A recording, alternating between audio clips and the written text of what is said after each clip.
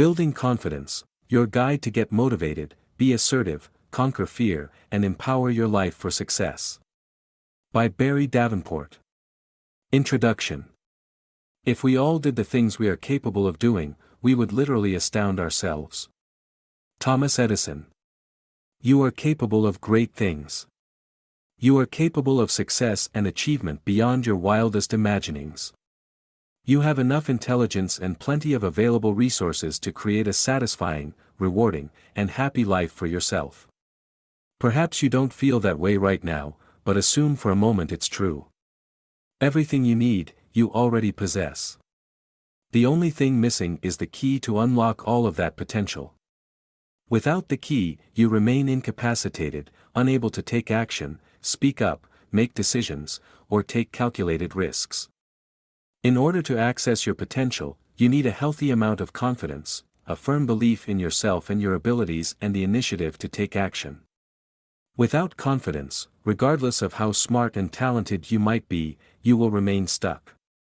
You won't become the person you are meant to be. Fortunately, the key to confidence is available to everyone, and that includes you.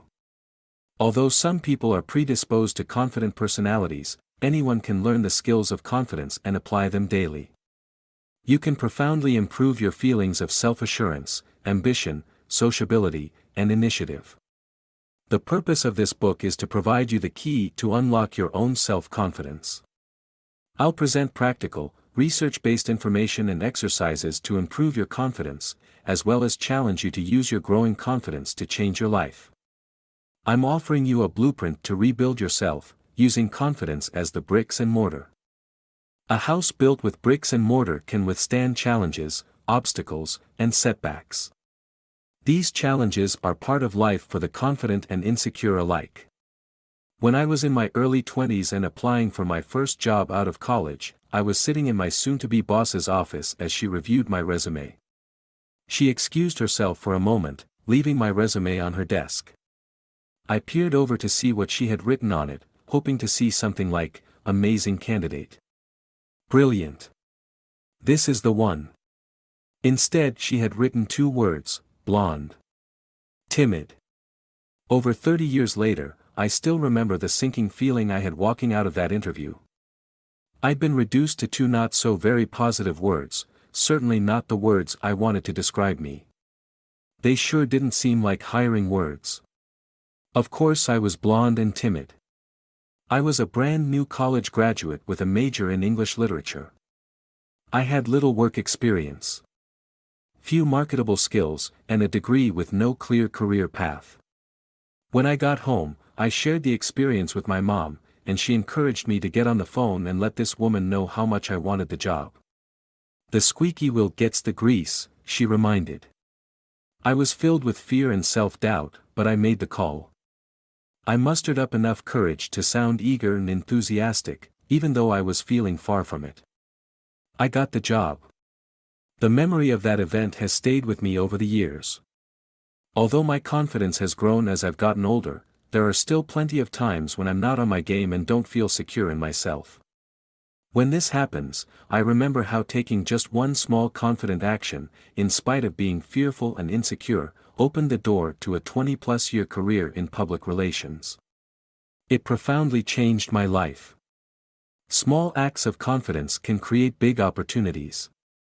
It all begins with the belief that confidence is possible. It can be improved, and you can change your life. With this book, you'll learn more about confidence, what holds you back from it, and how you can start taking small, manageable actions to rebuild your confidence, even before you begin feeling confident. I encourage you to begin this book knowing that confidence awaits you.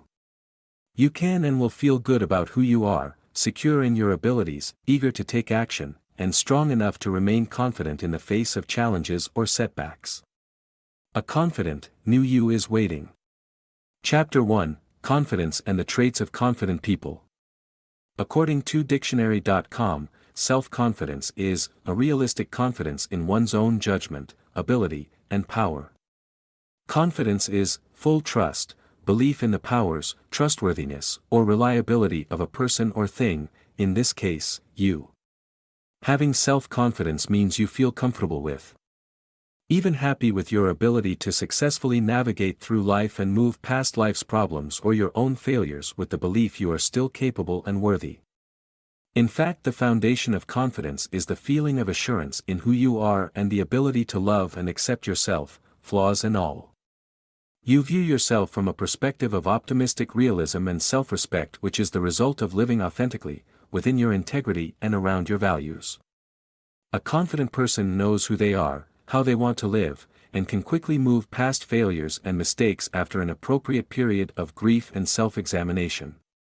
You don't have to be a high achiever, financially successful, stunningly attractive, or super intelligent to have self-confidence. In fact, you can be a regular Jane or Joe and still have buckets of confidence. Although some people are born with a genetic predisposition to a positive attitude or a beautiful appearance, DNA certainly isn't everything. Confidence can be learned and nurtured, and there are specific skills that foster confidence. With these skills, you have the power to create your life rather than react to it. You have control over your destiny, and the only thing standing in your way is your belief about yourself, and perhaps a lack of knowledge about how to change your thoughts and beliefs. Confidence also involves knowing yourself really well. You have examined your life and have a certainty about what's important to you, how you want to live, and who you want to be. An examined life offers a framework for confidence because it affords you security and boundaries. When you're flailing in life, uncertain of how to behave or what actions to take, you live in fear and confusion. Without direction or guiding principles, it is hard to feel self-confident. Confidence doesn't require you to be always on top of your game. Always assertive and in control, always polished and sophisticated. It doesn't require fearlessness in every situation, nor does it mean you must be an extrovert or a public speaker. At its core, real confidence is about embracing your true self and learning to love that self while continuing to improve upon it. It's about defining your own personal operating system, based on your core values and integrity, and then designing your life around this system. Please know, if you are not self-confident now, you can be, if you are willing to make some changes. It will involve self-reflection, shifts in thinking, and changes in behavior.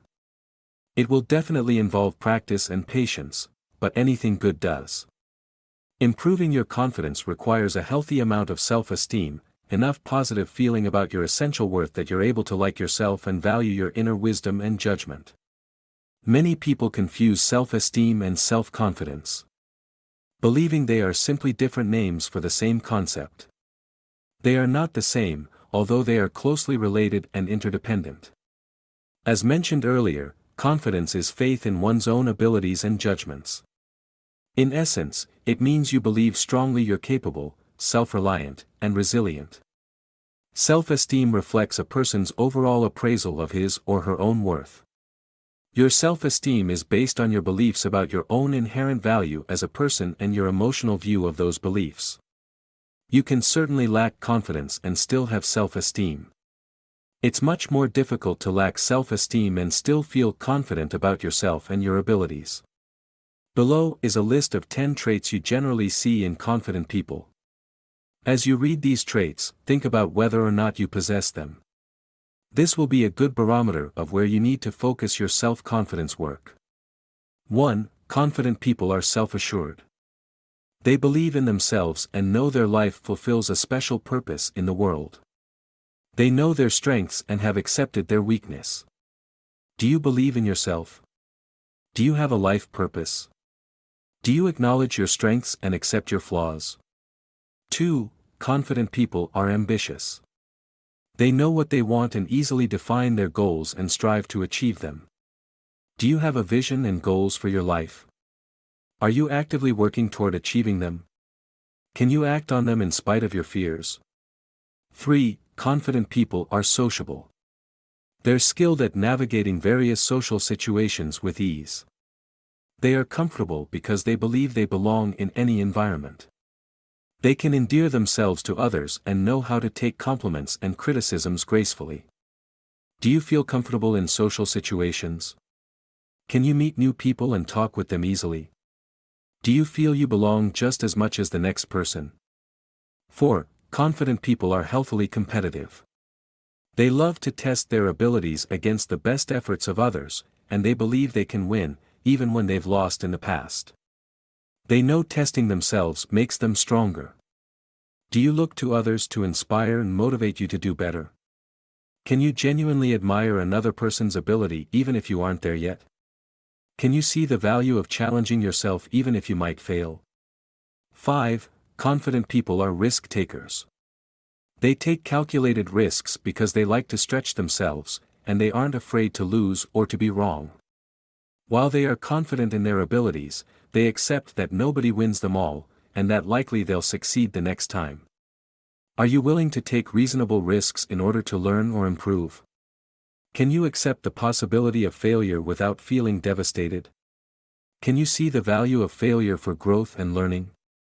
6. Confident people are hardworking. They know the best path to achieving their goals is through hard effort, no matter how exhaustive or arduous. They recognize success isn't always easy. Do you have the emotional energy to put toward working hard? Do you feel that your efforts will have a good outcome?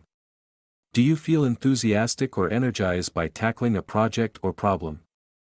7. Confident people are determined. They never give up on their goals, even when it seems difficult or impossible. They know that it is better to try and fail and then try again, rather than to give up altogether. Do you believe that you may need to attempt a goal many times before you succeed? Do you allow obstacles or problems to deter you from your goal? Do you have the energy and faith in your abilities to test different avenues and options? 8. Confident people are accepting. They take others as they come, no matter their flaws or shortcomings. Confident people recognize their own shortcomings and realize that the path forward is not about keeping other people down, but through lifting them up and accepting them. Can you easily accept people as they are, even those close to you? Do you try to find the faults in others to make yourself feel better? Do you need to associate only with those who make you look better? 9. Confident people are shrewd. Often awareness and cleverness breed confidence. Confident people are often good at quickly sizing up other people and figuring out social hierarchies and complicated situations. Are you able to assess situations and people easily to see your best fit? Do you feel in touch with the emotions and needs of those around you? Can you respond easily and graciously to the needs of others? 10. Confident people are positive. They know how to assuage doubts, overcome fears, and how to find the good even in bad situations. They understand failure is a part of everyday life, and that fresh starts are always possible. Do you feel happy and positive more often than sad or upset? Do you have the mental and emotional tools to quickly overcome negative thinking? Do you regularly feel gratitude for all of the good things in your life? As you understand the traits of self-confidence, you can begin practicing some of these traits in your daily life, even when you may not feel confident at all. Through practice, you'll begin to rewire your brain so that self-confident actions feel more natural, giving power to the feelings of confidence as you begin to act as if you possessed these traits. Action steps. After reviewing the traits of confident people, where do you see yourself possessing confidence? Where are you lacking in confidence? Answer the questions under each trait, and make note of the traits you need to improve most. Sometimes improving one trait will help improve the others. Chapter 2. What does DNA have to do with it? Think about the closest members of your blood family, your parents, siblings, grandparents, and aunts and uncles. How is their self-confidence and overall outlook on life? Do they have similar personality traits to you or to each other? There's no doubt DNA plays some role in our levels of confidence. Behavioral geneticist Corina Grevin of King's College in London and her colleague, Robert Plowman of the Institute of Psychiatry, believe genetics determine the personality traits of confident people. Their research, published in the June 2009 issue of Psychological Science, analyzes the hereditary component of confidence and its relationship to IQ and performance. By comparing 3,700 pairs of genetically identical twins to non-identical siblings, they were able to determine the relative contributions of genes and the environment. They found that children's self-confidence is heavily influenced by heredity, at least as much as IQ is.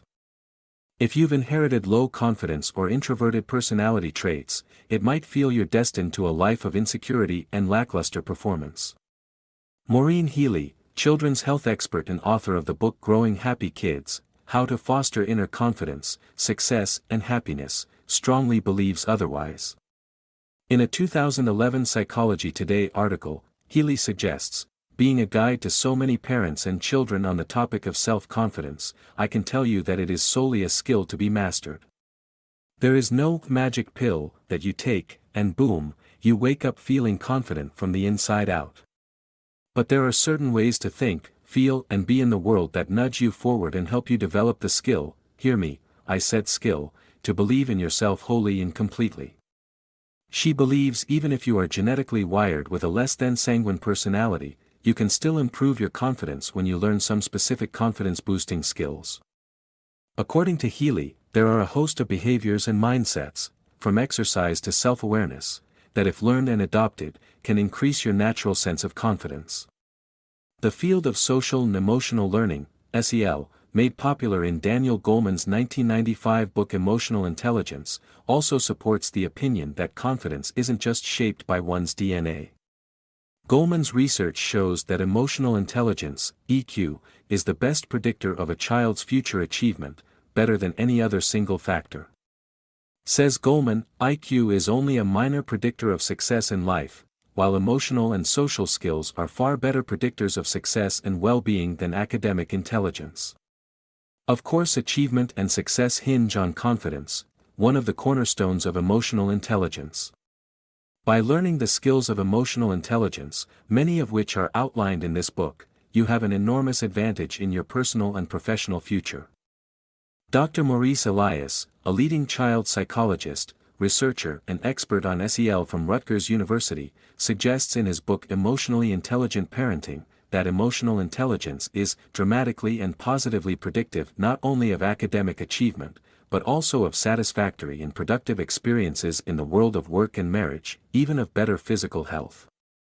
Personality type, another inherited trait, also impacts one's future success in life. Researchers have found a correlation between extroversion and both self-esteem and happiness. People who are extroverts tend to report higher levels of both of these than do introverts. However, we must remember that extroversion is considered more socially acceptable in Western culture. Our society rewards extroverted behavior such as sociability, optimism, enthusiasm, and gregariousness. So where does that leave the introverts? If you happen to live in Central Europe, Japan, or places where Buddhism, Sufism, and other inward-focused religions are prevalent, you'll find that introversion is respected. For those of us introverts who live in Western cultures, here are some important things to remember. According to Carl Jung, introverts more easily acknowledge their psychological needs and problems, whereas extroverts tend to be oblivious to them because they focus more on the outer world. Researchers have found that introverts tend to be more successful in academic environments, which extroverts may find boring. Introverts have more blood flow in the frontal lobes of their brains and the frontal thalamus, which are areas dealing with internal processing, such as planning and problem solving. Introverts make up 20% of the general population, but they comprise 60% of the gifted population. Although an introvert may enjoy less time with large groups of people, he or she enjoys interactions with close friends. Although people with low confidence and low self-esteem might be introverts, introverts don't necessarily have low self-esteem. There are many outlets for introverts to experience confidence, through academic, intellectual, emotional, and relational pursuits and successes. Also, it's important to note that people fluctuate in their behavior all the time, and even extreme introverts and extroverts do not always act according to their type. Since personality type varies along a continuum, people can have a combination of both orientations. A person who is introverted in one situation may be extroverted in another. Learning to act against type is healthy, and it's quite possible to learn to act against type in specific situations in order to improve confidence. For example, an introvert might not be comfortable making a speech to a large crowd. But she can master public speaking in order to feel confident about doing it when necessary. Whether you're an introvert or an extrovert, it's important that you understand who you are and why you feel and behave the way you do. Understanding yourself will help you embrace your uniqueness rather than resisting it or feeling you should be someone you're not. Although it's true some people are born with a predisposition toward confidence and an optimistic outlook, those of us who didn't inherit these success genes aren't doomed to a life of self-doubt and failure. Any small improvement in confidence has the potential to affect major life change, just as one phone call did after my disastrous first job interview. In fact, those without the heredity component, who truly want to improve their confidence, may likely work harder to learn the skills of confidence than their genetically blessed counterparts. Even those with natural confidence and optimism must work to maintain it. It doesn't really matter whether nature or nurture shaped your confidence. Everyone must learn the emotional, social, and coping skills necessary to operate successfully in our complex and often challenging lives. Simply begin with who and where you are, and move forward with the skills you are learning. Action steps. Think about your close family members and their temperaments. Are they confident and extrovert? Do you have a genetic predisposition to being self-confident? Or do you follow a line of introverts who may be lacking in self-assurance? Chapter 3, Your Brain on Confidence. Here's some good news about confidence: if you alter your brain, boosting your self-confidence is a cinch. This doesn't mean you need brain surgery or mind-altering drugs. It does require you repeat small behaviors frequently enough so your brain carves out new neural pathways. There's an entire field of science that recognizes and studies the brain's remarkable ability to mutate and grow. It's a revolutionary, exciting science called neuroplasticity. Neuroplasticity means our thoughts can change the structure and function of our brains. The idea was first introduced by William James in 1890, but it was soundly rejected by scientists who uniformly believe the brain is rigidly mapped out, with certain parts of the brain controlling certain functions. If a part of the brain is dead or damaged, the function is altered or lost. It appears William James knew what he was talking about.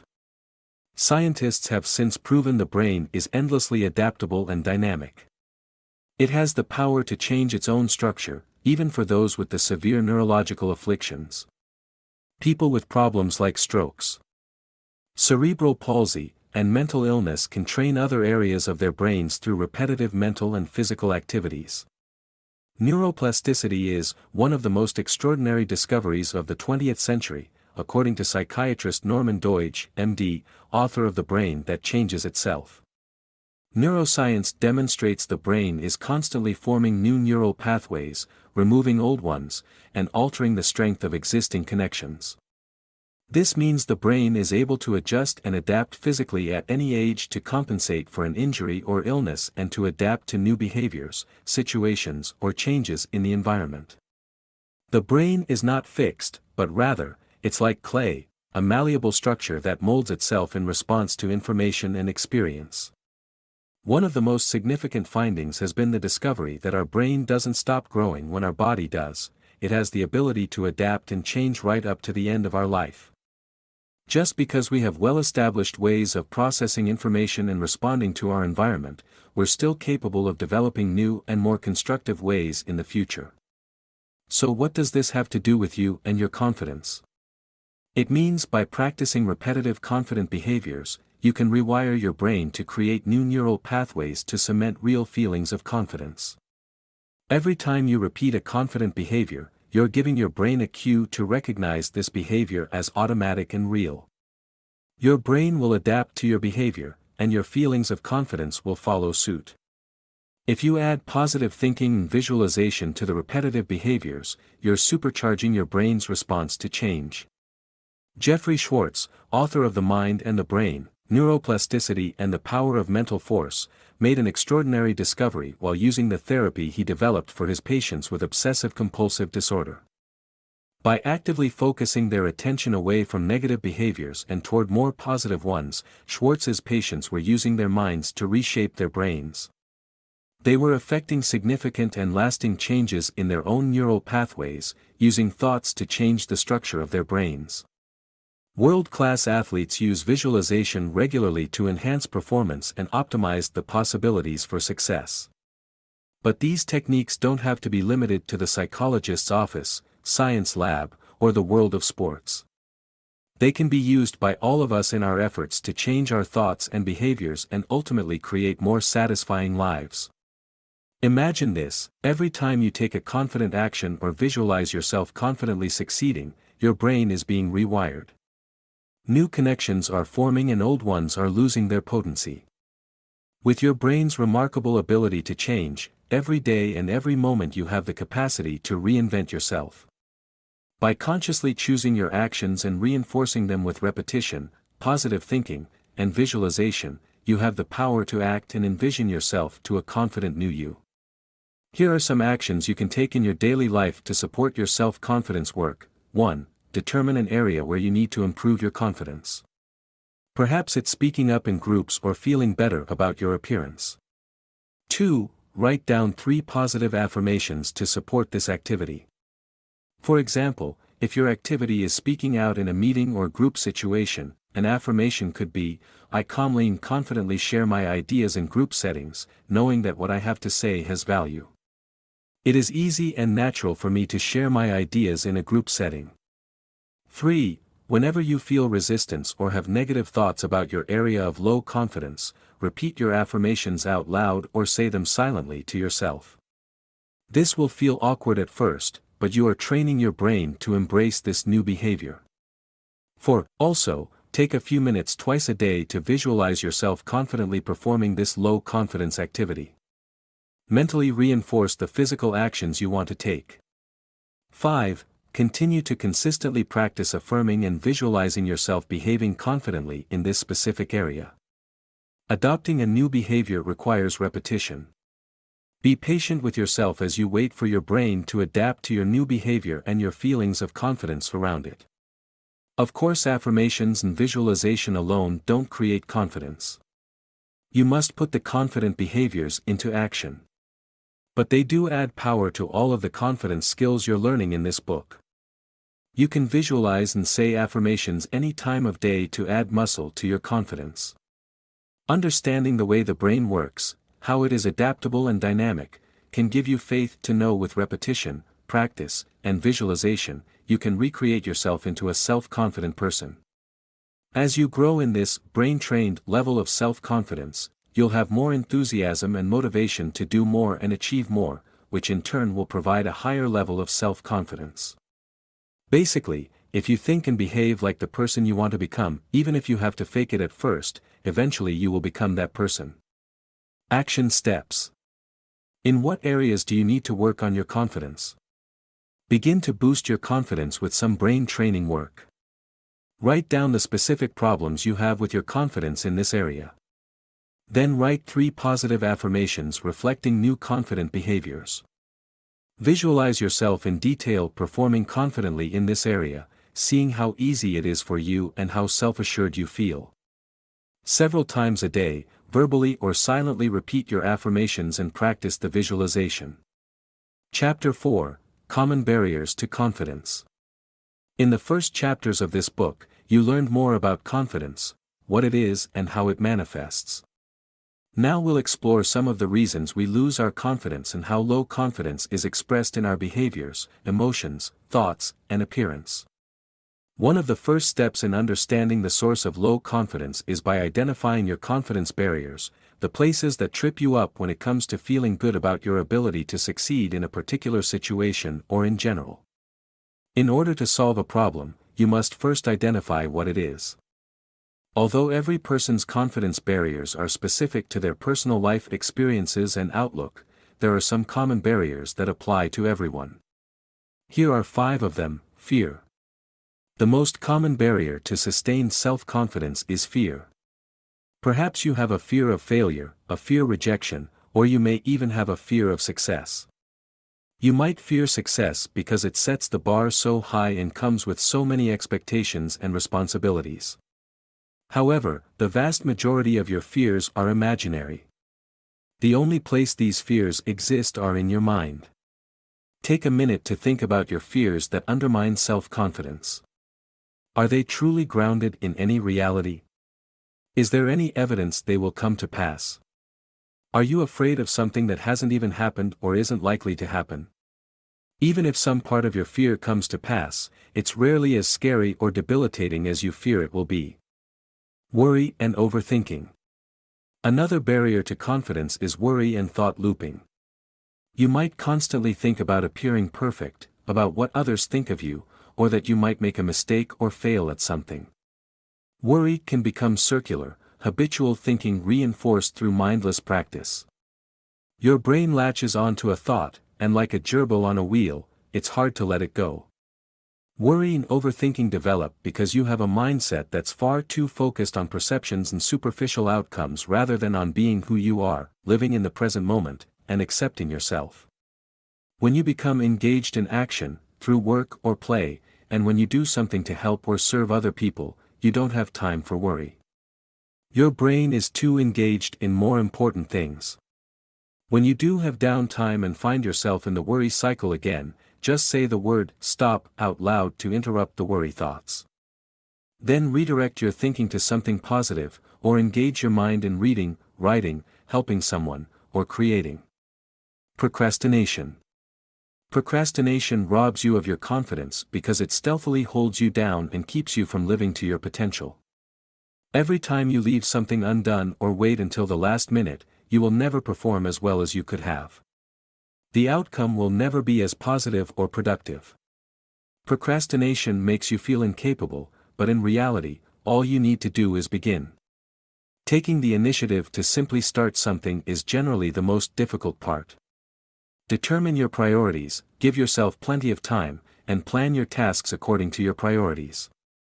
If you find yourself moving a task to the bottom of the list repeatedly, make a point to put that task at the top and do it right away. It will only continue to drain you of emotional energy if you continue to put it off. Just start, take one small action, and it will carry you the rest of the way, boosting your confidence that you can take action the next time. Indecision. The ability to make decisions, even when you aren't 100% sure, is essential for building confidence. Indecision can paralyze you and render you ineffective and insecure. You can change by giving yourself deadlines to make a decision and then sticking to it. Decisions rarely come with a guarantee, so you will always feel some risk with any decision. The challenge is getting comfortable with the discomfort of risk. Most decisions aren't permanent. You can change your decision if new information suggests amending it. But waiting to make a decision until everything is perfect will immobilize you. The perfect time will never come, so pick a reasonable time and stick to it. It's better for your confidence to make a decision, even if it's ultimately the wrong one, than to make no decision at all. I'll talk more about decision-making later in the book. Doubt. Doubt is often the sneaky culprit for all of the other 4 barriers. Your fear, worry thoughts, and indecisiveness arise from doubt in your own abilities, wisdom, and judgment. But if you don't believe in yourself, why should anyone else believe in you? If you have a history of making poor decisions or using bad judgment, then examine what you learned from these situations and how you can change them going forward. Most of the time, this isn't the case. As adults, we have plenty of experience to afford us wisdom and discernment. We simply don't trust ourselves. Who knows better what is best for you than you do? Begin to view yourself as someone with inner wisdom and self-knowledge. You have the answers inside of yourself, even if you don't trust those answers. You can turn doubt around by practicing small acts of self-trust. Pick a manageable situation where you doubt yourself or your abilities. Then proceed with your best judgment in spite of your doubts. Practice taking action even when you aren't sure. You'll be exercising your confidence muscle. These common confidence barriers impact everyone. We all experience fear, worry, procrastination, indecision, and doubt from time to time. But when these feelings overwhelm our ability to achieve success, enjoy relationships, speak up, or make an income, then they need to be addressed and dismantled. Action steps. Do you see how these confidence barriers have impacted you in the past? You may find patterns of thoughts and behaviors related to one or more of these barriers that undermine your self-confidence. For each of the 5 common barriers, write down specific scenarios or life areas where they undermine your confidence. Chapter 5, Childhood Wounds, Adult Limitations. Beyond the common emotional and mental barriers to confidence, there are other more deeply entrenched reasons we lose our way and stop believing in ourselves. We've trained ourselves to believe certain things over many, many years, perhaps dating back to childhood. If we felt unsupported, unloved, harshly criticized, or abused during our young years, our feelings of confidence and self-worth can be severely damaged. Having the security of loving, emotionally healthy, and fully present parents is essential to our own emotional and psychological health. Over the years, any negative beliefs you may have about your abilities and worthiness have become so ingrained that you might not realize they're no longer true or necessary. And you probably don't comprehend how profoundly they hold you back from your potential. I'd bet 90% of the goals you wish to accomplish in life could be accomplished, if it weren't for limiting beliefs and the incredibly powerful feelings that fuel these beliefs. According to Jesuit priest, psychotherapist, and author Anthony de Mello, there is only one cause of unhappiness: the false beliefs you have in your head, beliefs so widespread, so commonly held, that it never occurs to you to question them. Consider what life would be like for you if all of those ancient beliefs about yourself simply disappeared. You are now a blank slate where all possibilities are valid options for you. There's nothing holding you back from being or trying anything. That's an empowering thought. Unfortunately, there are varying degrees of childhood pain that do hold us back, and all of us have some of these. Childhood issues that remain unresolved and untreated can infect your life and happiness throughout adulthood. They can impact your relationships profoundly, severely limiting your confidence in the one area that is vital to being whole. The teenage years. Teenagers commonly suffer from confidence issues. It is part of what defines adolescence. As emerging adults, they struggle with their identity and place in the world. They look to their peers for reinforcement and positive feedback, but often receive harsh or even cruel responses to their longing for acceptance.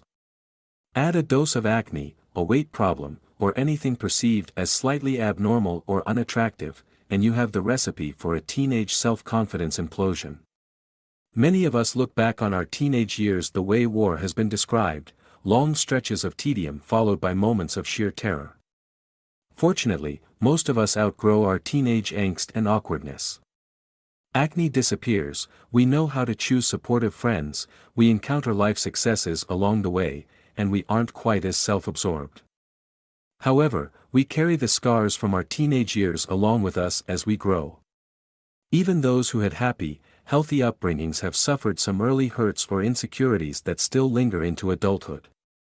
An otherwise self-confident person might lack confidence in one particular area of their lives due to some early, relatively minor event. I'm sure you can remember one comment or experience from your youth that still stings and impacts how you feel about yourself.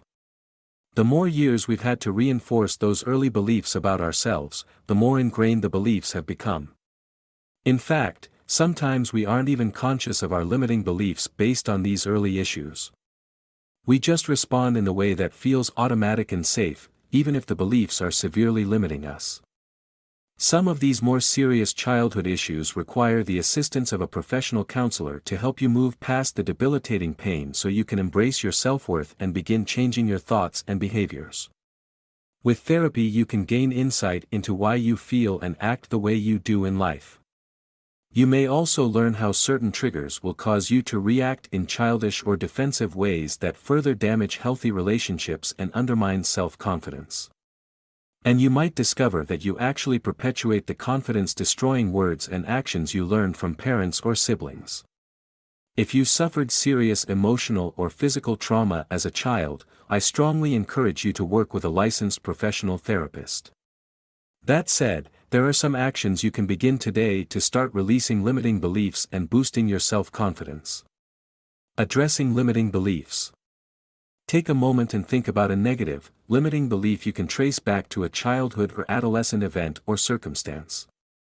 If there are several, just pick one for now, perhaps the one that bothers or inhibits you most. For example, you might think, I don't deserve a loving relationship. Or, I am bound to fail at whatever I try. Next, think about the event or events back when you were younger you believe triggered those beliefs. Consider how the triggering events that happened years ago are no longer real for you in your current life. For example, you might say your parents no longer berate you, or the children at school no longer tease you. How has reality changed for you since those events? How have you moved past those triggering events? Now think again about your limiting belief triggered by a childhood event or comment. What are some real facts that contradict that belief? For example, if you believe you aren't capable of success. Consider the times you have been successful in recent weeks or years. Lastly, come up with a positive affirmation or statement that is the opposite of your limiting belief, such as, I am capable of succeeding in any endeavor. Here's a summary of what you've just done with this exercise. 1. You have shown how your current reality is different from the childhood issues that triggered your limiting belief. 2. You have undermined the truth of the limiting belief with contradictory evidence. 3. You've created an affirmative statement supporting the opposite of the limiting belief. Now it's your job to put this exercise into practice when you notice a limiting belief arising for you. When you notice yourself thinking about or reacting to your limiting belief, force yourself to stop the thought pattern. You can even wear a rubber band on your wrist and gently snap it to break the thinking pattern. Or just say, stop, out loud or to yourself. Then replace the old thought with your new affirmation. An affirmation isn't just filler for the negative thoughts you've dropped. As discussed earlier, affirmations are powerful, brain-altering tools to support your confidence efforts. Your past doesn't have to define your future. Most of the thoughts and feelings keeping you tethered to the status quo are simply that, thoughts and feelings. They have little or no substance in reality. Practice challenging your thoughts and create new, affirmative thoughts to replace these outdated limiting beliefs. Action steps. What are some of the limiting beliefs you've carried with you over the years? Write down those beliefs and follow the steps listed above to contradict them. Then write down the affirmation you created to read over again any time you struggle with your limiting belief. With repeated practice of dropping negative thoughts, using positive affirmations, and taking positive actions, you can release the grip of outdated thoughts, change your thinking patterns, and begin to rebuild your confidence. Chapter 6, Mirror, Mirror, How Appearance Can Shatter Self-Assurance. It's hard to be attractive, and even harder to feel attractive. So much of our confidence, and for some people even their self-worth, is tied to appearance and how we perceive our appearance. Most of us simply aren't happy with how we look. It's no wonder we feel insecure. The current media ideal for women's overall appearance is achievable by less than 2% of the female population. Yet we are bombarded with this unrealistic ideal. Young women today see more images of exceptionally beautiful women in one day than our mothers saw throughout their entire teenage years. It's no wonder 8 out of 10 women are dissatisfied with their appearance. The truth is that most of us aren't beautiful by the current media standards. Even models and actresses are outed as less than perfect and they're caught in their natural state by lurking tabloid photographers. Maintaining that standard of perfection must be exhausting and humiliating. This focus on physical attractiveness isn't just a female issue. Surprisingly, men worry as much or more about their body shape and appearance than women do. According to a study from the Centre of Appearance Research at the University of the West of England, more than 4 in 5 men, 80.7%, talk in ways that promote anxiety about their body image by referring to perceived flaws and imperfections, compared with 75% of women. And 38% of men would sacrifice at least a year of their life in exchange for a perfect body, again, a higher proportion than women. Says Dr. Philippa Diedrichs, from the center, these findings tell us that men are concerned about body image, just like women.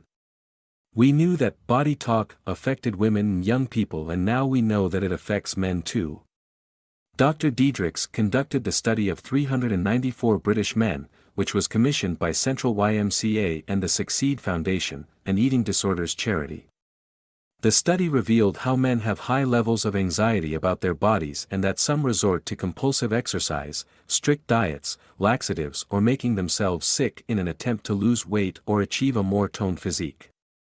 Even though we know this standard of physical perfection is unrealistic and unattainable, most of us spend far too much time, emotional energy, and money attempting to keep up.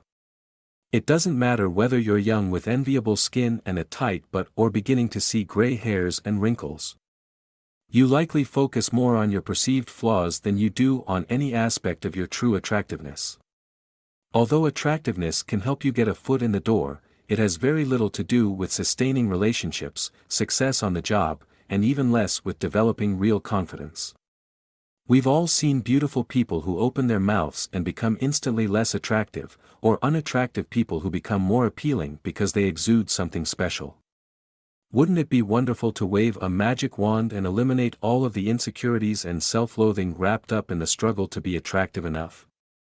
What if you could walk away from it all and live your life focused on what makes you joyful and confident? From the time we become aware of our appearance, somewhere during that preteen awkwardness, we have a love-hate relationship with our faces and bodies. We learn societal standards of attractiveness and begin to recognize how we fall short. Think of all of the pain and unhappiness your face and body image has caused you over the years. If there's a flaw, you search it out like a heat-seeking missile and obsess about it until that's all you see. It's perplexing to hear beautiful models or actors talk about their gawky teen years and how they hated their appearance. This self-image often carries over into their adult self-perceptions, in spite of their obvious good looks. Even beautiful people lack confidence about their appearance. It's often those same beautiful models and actors who reinforce our negative self-image when we see them in magazines, movies, or on TV. Perfection is everywhere in the media, but in life we are all existing in imperfect bodies that are flawed, flabby, and forever aging. That is a reality, and though we may fight against it, our bodies and faces do have minds of their own. Confidence versus beauty. Men and women alike find confidence in the opposite sex one of the most attractive qualities.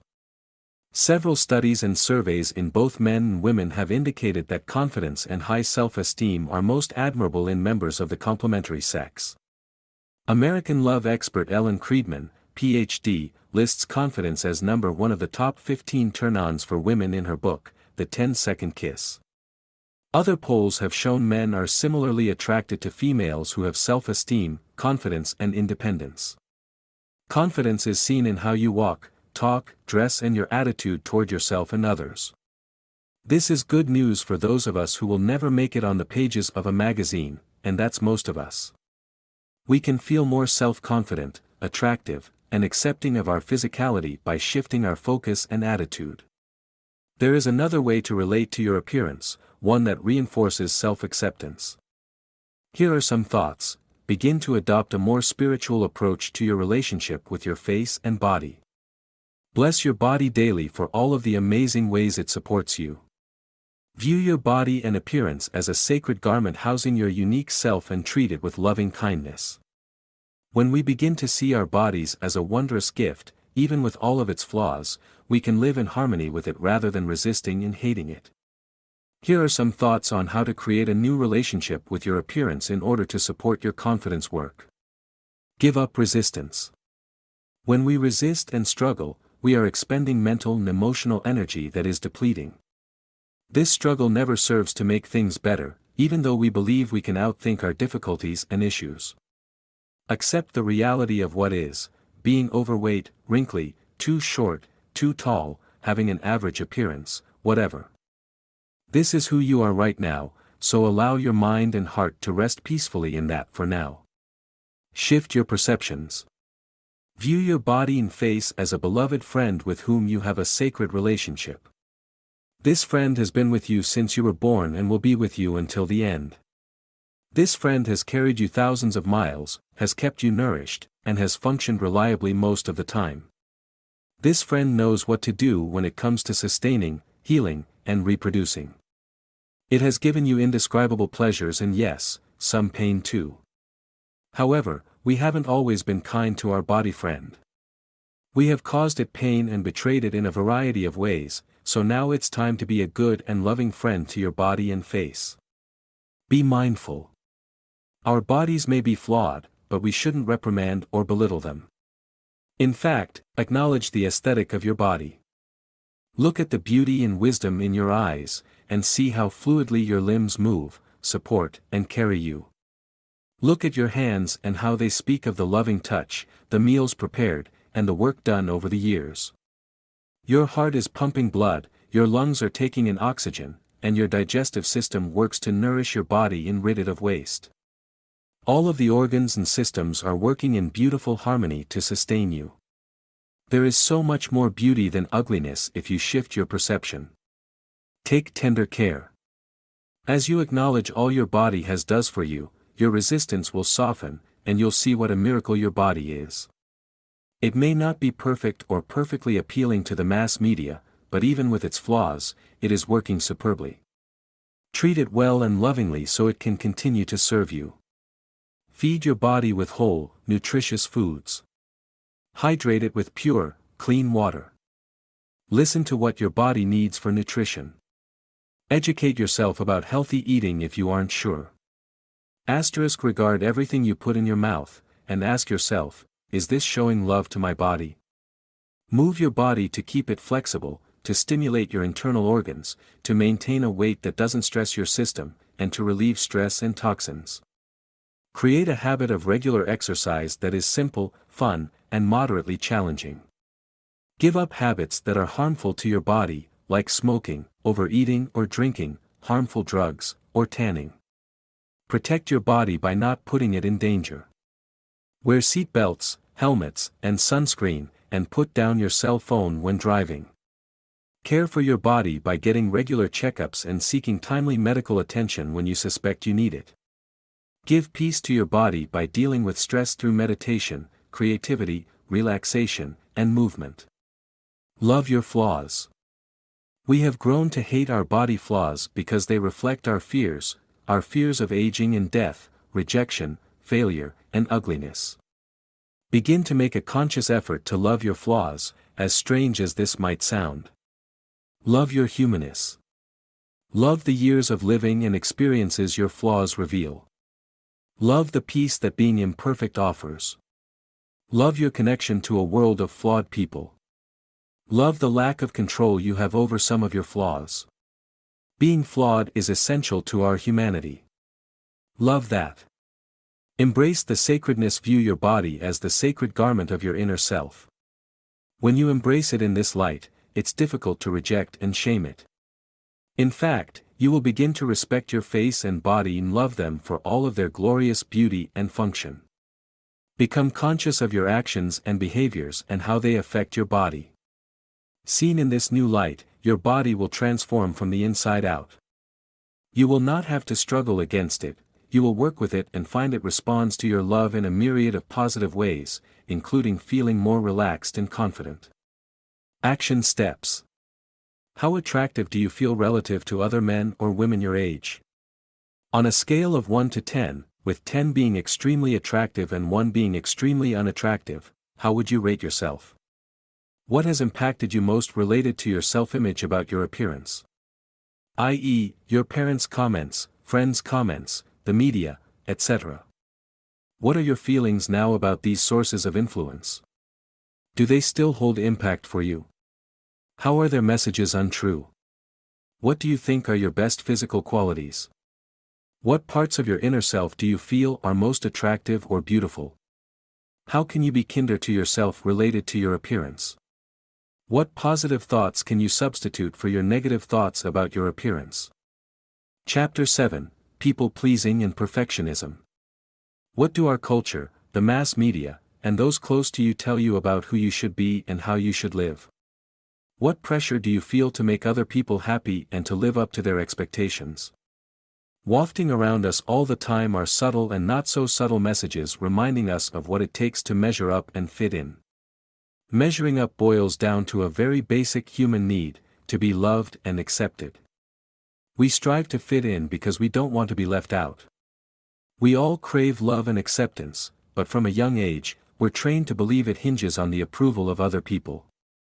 If we obey our parents and are good boys and girls, we win their hugs, kind words, and praise. If we perform well in school, we're rewarded with the teacher's accolades and the respect of fellow students. If we dress the right way and look attractive, we're rewarded with attention and romance. If we grow up, get the right job, and make a lot of money, we win the respect and envy of our peers and inclusion into best circles. None of these pursuits are wrong.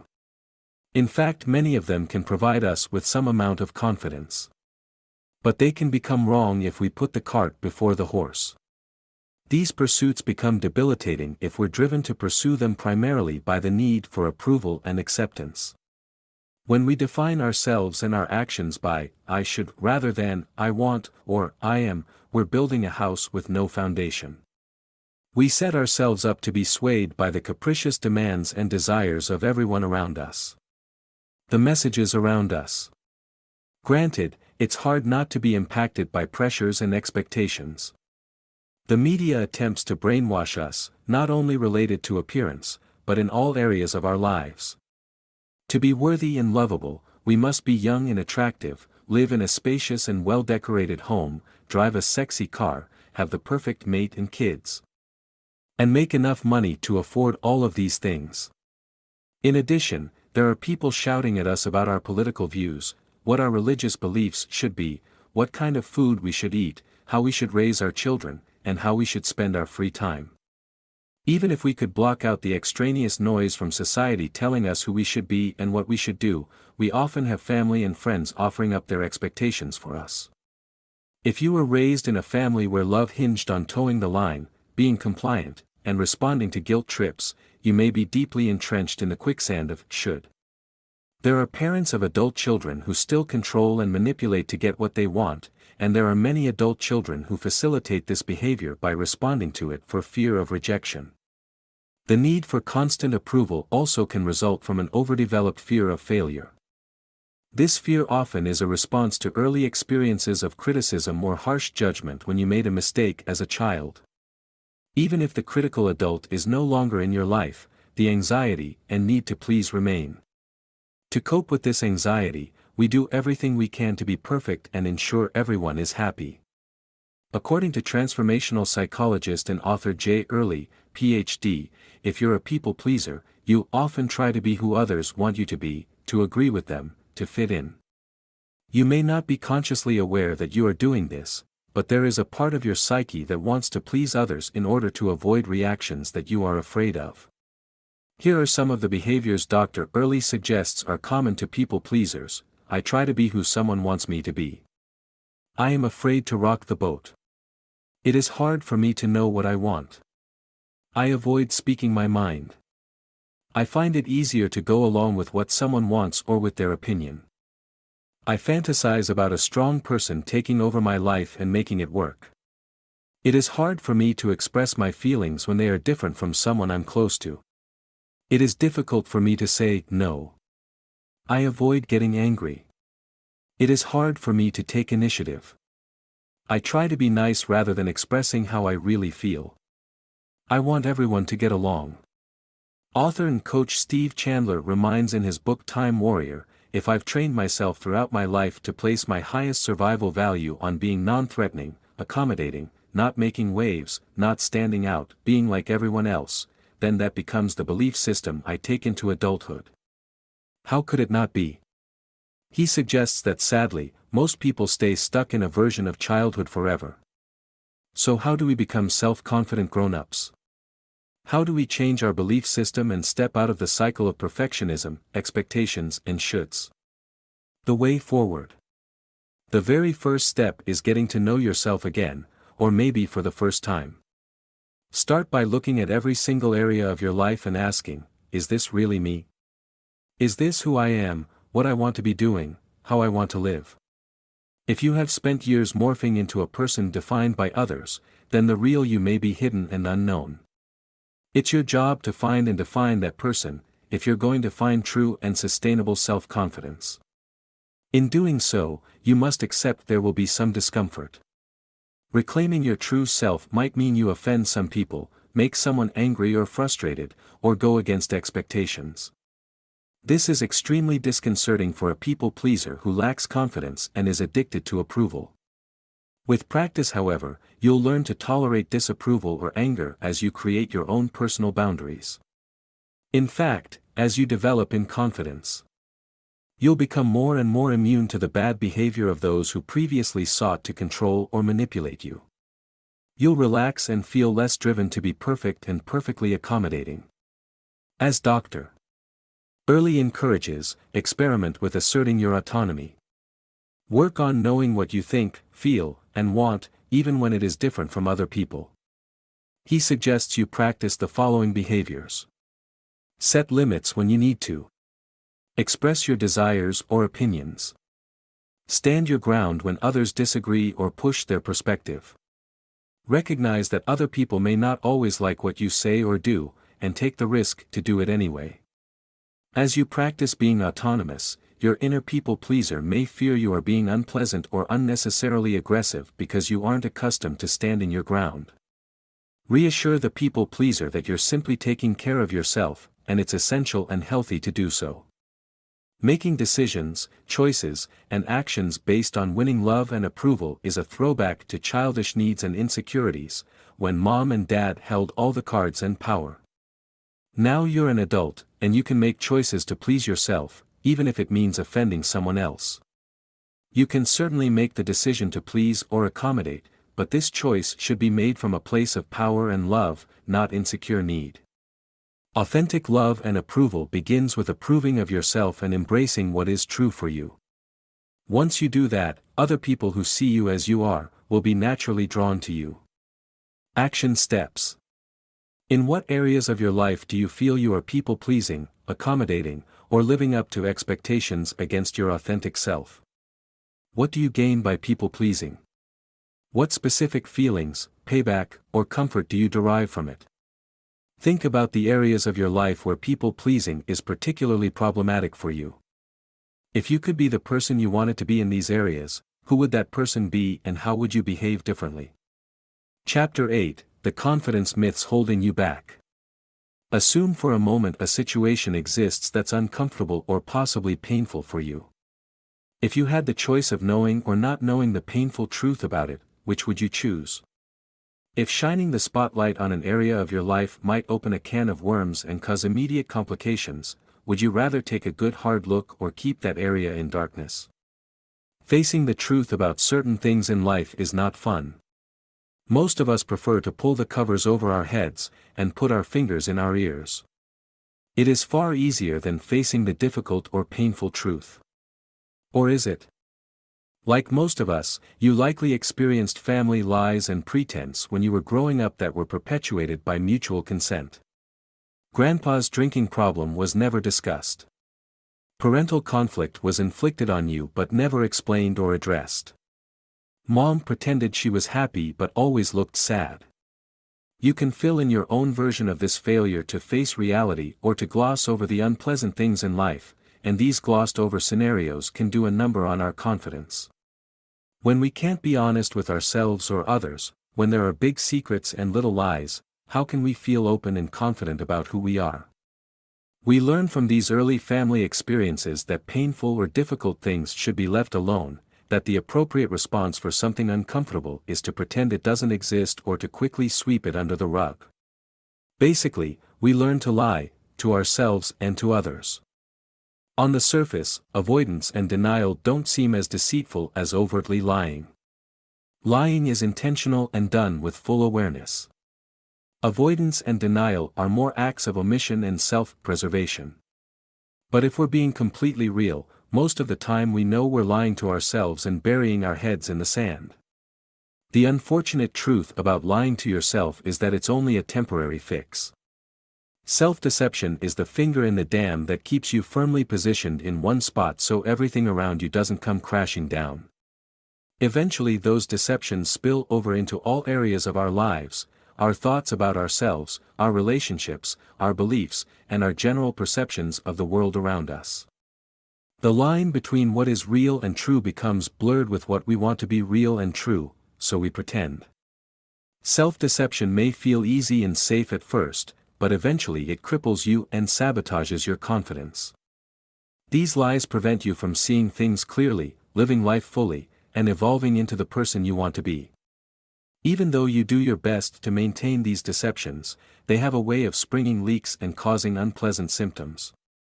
Self-deception can cause anxiety, depression, low self-esteem, low motivation, lack of focus, poor relationships, job difficulties, overspending, physical ailments. There are some core myths we tell ourselves that perpetuate self-deception and have a huge negative impact on our confidence.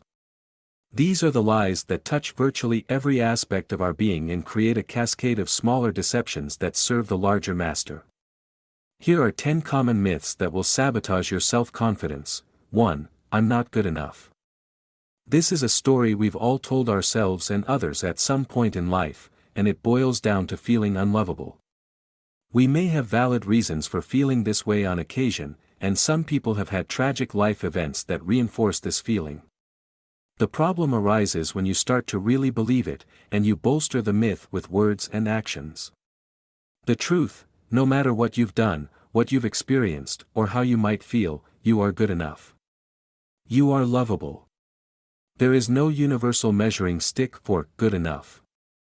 The only requirement for lovability is to be yourself and accept yourself, and fortunately the right people will be attracted to your authenticity. Stop using negative words or thoughts about yourself. Replace those with all of the reasons you are lovable and worthy. Write them down, speak them, and continue to define who you are in your best vision for yourself. 2. I can't do that. The sub-themes of this deception include I'm too old. It's too late, I'm not smart enough, and it won't work. Our fallback story when presented with an opportunity or challenge is, I can't do that. Maybe you can't, but you probably can, and you won't know unless you try. The truth, it may take some creative thinking, some hard work, some sacrifice, but you can, almost always, do it if you choose to. Rather than beginning with a negative assumption, intend that you can do it until proven otherwise.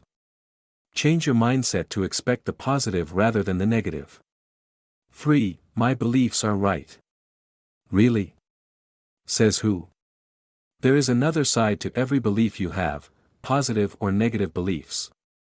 You may believe yourself to be incapable, but there's plenty of evidence to the contrary, so find it. You may believe you hold the correct point of view, but so does that other guy. Listen to him, and consider his truth. The truth, your beliefs are not 100% true. In fact, some of them may not be true at all. Write down some of the beliefs you have about yourself and about the world around you. Open your mind to contradictions to your belief. Allow yourself to shift your thinking when you are exposed to truth. Accepting a new truth can be painful and scary, but it's far better than living a lie. 4. I know best. This ties in with assumptions about our beliefs. We think we know best how others should think, behave, and respond to us. We want people to change and accommodate our vision of who they should be. We believe our desires would be best for everyone. Often we do this because what we dislike in others is something we don't like in ourselves. The truth, expecting others to change is a huge self-deception and can foster low self-esteem. People may try to accommodate you, but real change will never really happen, and then they'll resent you. You'll never have an authentic relationship and will ultimately feel bad about yourself and your ability to sustain relationships. Acknowledge and accept that those you love are fine just as they are. They are flawed and different than you, but that makes them real and interesting. Open your eyes to the truth about who they really are, and allow them to safely be that person. 5. Mediocre is fine with me. If you just keep telling yourself this, maybe you'll believe it. Why step up to your potential when it takes so much time and energy? It's too hard, too much work. It's fine to stay comfortable just where you are, but what is this doing to your confidence? The truth, mediocre isn't fine. Your higher self will keep nagging at you, making life miserable until you step up to the plate and do something. You know you don't want to settle for a compromised life. What part of your life are you allowing to remain mediocre? What does your higher self want you to do instead? What are you willing to do today to get the ball rolling on this? 6. I don't have time. I would do that thing if I only had time. I would try that new habit, follow my passion, work on my relationship, spend time with my children, if I only had time. The truth, time is yours to manipulate as you wish. There isn't an endless supply of it, but there's plenty to create a life around what is most important to you. It's all about prioritizing choices. Procrastination and avoidance drag you down and undermine your feelings of productivity and control. What are your top 5 priorities in life?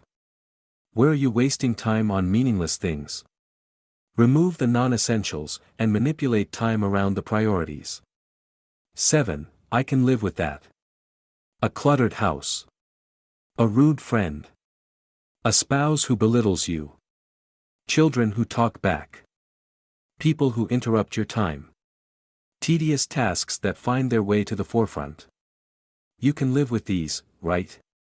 They aren't such a big deal. The truth, people and things you are merely tolerating are slowly sucking your energy and joy. When you roll over and allow people to walk all over you, you lose self-respect. You lose dignity. And you lose confidence in your standards. What are you putting up with that is draining you? What people are crossing your boundaries? What are you willing to do about it? 8. Once this happens, then I'll be happy. How has that deception worked for you so far? I'll be happy when I find the right spouse. I'll be happy when I get a promotion. I'll be happy when we have more money. It will just take a little more time, a little more effort, then I'll be happy.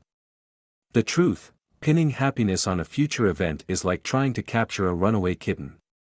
Just when you think you have it in your hands, it slips away from your grasp, beckoning you forward forever. The best isn't yet to come, it's right now. Happiness is always at hand and can be found in this moment alone. Look for happiness in who you are and what you are doing right now. Even if you aren't feeling your most self-confident, shift your focus away from your bad feelings and focus on the task at hand. 9. Failure isn't an option. I can't fail because I have a standard to live up to. I can't fail because people will think I'm a loser. I can't fail because it will announce to the world that I'm not who I say I am. Failure isn't an option, I must do everything in my power not to fail, including not trying. The truth, if you want to grow, succeed, and achieve things, then failure must be an option. Failure is evidence of effort and action. Failure is a necessary teacher available to serve you, not harm you. Look at past failures that have caused you pain. What have you learned from them that's helped you grow and make changes? How can you begin to embrace failure and view it as less of a threat? 10. It isn't my fault. It isn't my fault I'm not successful, I had a difficult childhood. It isn't my fault I'm unhappy because I hate my job. It isn't my fault that people don't like me. They just don't understand my personality. The truth, as adults, we're fully responsible for our actions, circumstances, and relationships. If we had past hurts or tragedy, it is our responsibility to ourselves and our loved ones to seek help. If we're unhappy, it's our responsibility to find the cause of our unhappiness and do something about it. Where do you have a belief that it is not your fault? How can you take full ownership and responsibility for this situation, and what can you do about it? Facing the truth about these personal lies can be painful, but it's like pulling off a band-aid. The sting will subside, the wound will heal, and you will have the freedom to experience a fuller life empowered by reality. Acknowledging the truth will lift a weight off of you, releasing you from the crippling restraints of self-deception and allowing you to move forward with confidence. Action steps: review the 10 myths that hamper your confidence. Which of these myths apply to you and your beliefs about yourself? What actions do you need to take to bust these myths in order to free yourself for confidence? Write down some specific actions you're willing to take in the next few weeks to embrace the truth in these situations. Chapter 9: Social Shyness and Fear of Speaking. Low confidence often is the result of some form of social shyness. Shyness, according to Psychology Today's definition, is the awkwardness or apprehension some people feel when approaching or being approached by other people. Unlike introverts who feel energized by time alone, shy people often desperately want to connect with others, but don't know how or can't tolerate the anxiety that comes with social interaction. Do you recognize yourself as socially shy? If so, you aren't alone. Nearly half of all Americans claim to be shy, and it appears a shyness epidemic is on the rise. Technology is contributing to this surge in shyness, as more and more people can hide behind their computers and avoid face-to-face interactions. Even moderately shy people now have an excuse to avoid social interactions and new situations. All they need for company and companionship is at the push of a button. The diminishing opportunities for face-to-face communication in personal and professional life put shy people at an increasing disadvantage, as they don't get to practice social skills within the comfort of daily routines. Even before the popularity of online socializing and cyber connections, shyness was a surprisingly common issue among many Americans, and even more common in other cultures like Japan and Taiwan. In 1975, Stanford University psychologist Philip Zimbardo, Ph.D., wrote an article for Psychology Today entitled "The Social Disease Called Shyness." The article underscored the pervasiveness of shyness, with 40% of the 800 people questioned stating they were shy. What's even more surprising is that many of self-described shy people don't appear shy at all to others. Recent studies on shyness suggest most shyness is hidden from others. In fact, only a small percentage of shy people, about 15 to 20%, appear to be obviously ill at ease, but all suffer internally. Says Dr. Bernardo Carducci, director of the Indiana University Southeast Shyness Research Institute, their mild-mannered exterior conceals roiling turmoil inside. The shy disclosed that they are excessively self-conscious, constantly sizing themselves up negatively, and overwhelmingly preoccupied with what others think of them. While everyone else is meeting and greeting, they are developing plans to manage their public impression. The majority of shy people spend agonizing amounts of time and energy trying to hide their shyness. While they may seem comfortable and confident in social settings, they're often engaging in a negative and self-defeating inner dialogue, feeling awkward, insecure, and questioning how they're being viewed or judged by others. Shyness, whether concealed or obvious, wreaks internal havoc for those who experience it. They encounter social problems like difficulty meeting people and making new friends, which may lead to isolation, loneliness, and depression. Their reserve in conversation may lead others to believe they're snobbish or disinterested when really they're just plain nervous. Shy people are incessantly preoccupied with their appearance and behavior, feeling acutely self-conscious. They're caught between the fear of being invisible and insignificant to others, and the fear of being visible but feeling worthless. There are a wide variety of causes of social shyness in adults. These include one's culture. Westerners tend to be less shy in general than many Eastern cultures, as well as parenting styles and bonding, temperament, heredity, and life experiences. Regardless of the cause, however, most issues with shyness can be managed and overcome. A good place to start is with self-awareness and understanding how you are shy. Think about the situations that make you feel shy, such as meeting new people, being in social gatherings, or talking to a potential romantic partner. How does your shyness manifest, internally through self-consciousness and anxiety, or in your behavior such as your posture, loss of words, or withdrawal from others? If you experience internal and physical symptoms of anxiety as part of your shyness, relaxation techniques such as conscious breathing can help bring the symptoms under control. You must be mostly free of anxiety symptoms in order to begin new, more confident behaviors. Simply understanding yourself and the way shyness affects your confidence can help you begin to address the problem. In social situations, there are several techniques you can try to help overcome shyness and rebuild your confidence. 1. Start with small and non-threatening situations. These might include malls, museums, or events where you can interact with a lot of people for a brief period of time. You can begin practicing social engagement by smiling and saying hello to as many people as you can. Ask someone for the time, or offer a compliment or assistance to someone. Find simple ways to practice talking with people. Manageable exposure to intimidating situations will slowly help you overcome your fears. 2. Practice conversational skills. Have several topics ready to talk about with people you meet, perhaps a current news event or a comment about the surroundings. Ask open-ended questions and follow up with comments about the person's answers. You can even practice some of these topics by yourself before you're in the situation. 3. Remember, most people aren't really that focused on you. People are far more interested in their own appearance and conversation. They aren't nearly as focused on your social skills or lack thereof as much as you fear. That reality alone should relieve some of your angst and discomfort. 4. Make a point of seeing what you've done well.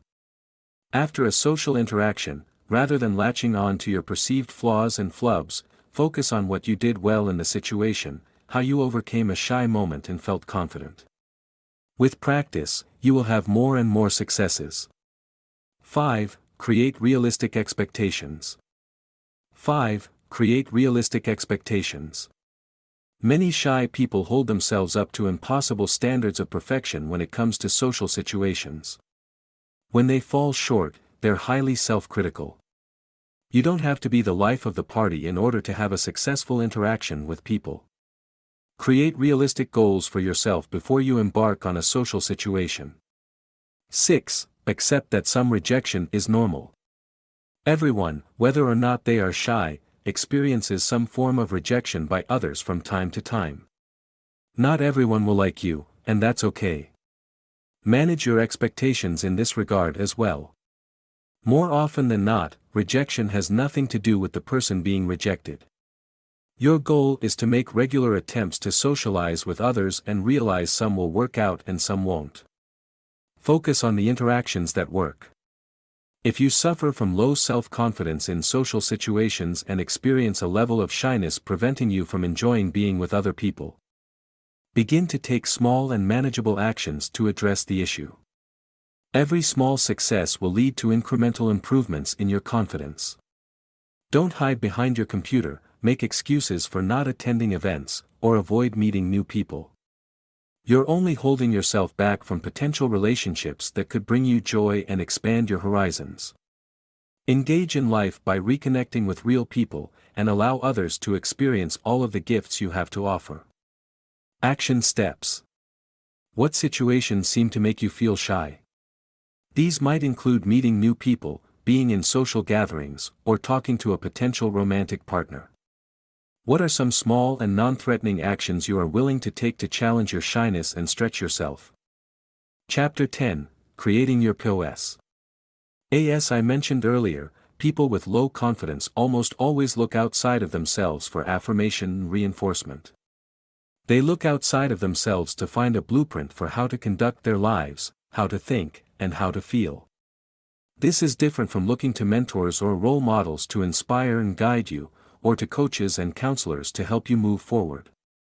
When your confidence is low, you look to others to approve you, to prop you up, to give permission, or sanction your behavior. When you do this too often, it begins to impact your self-esteem as well.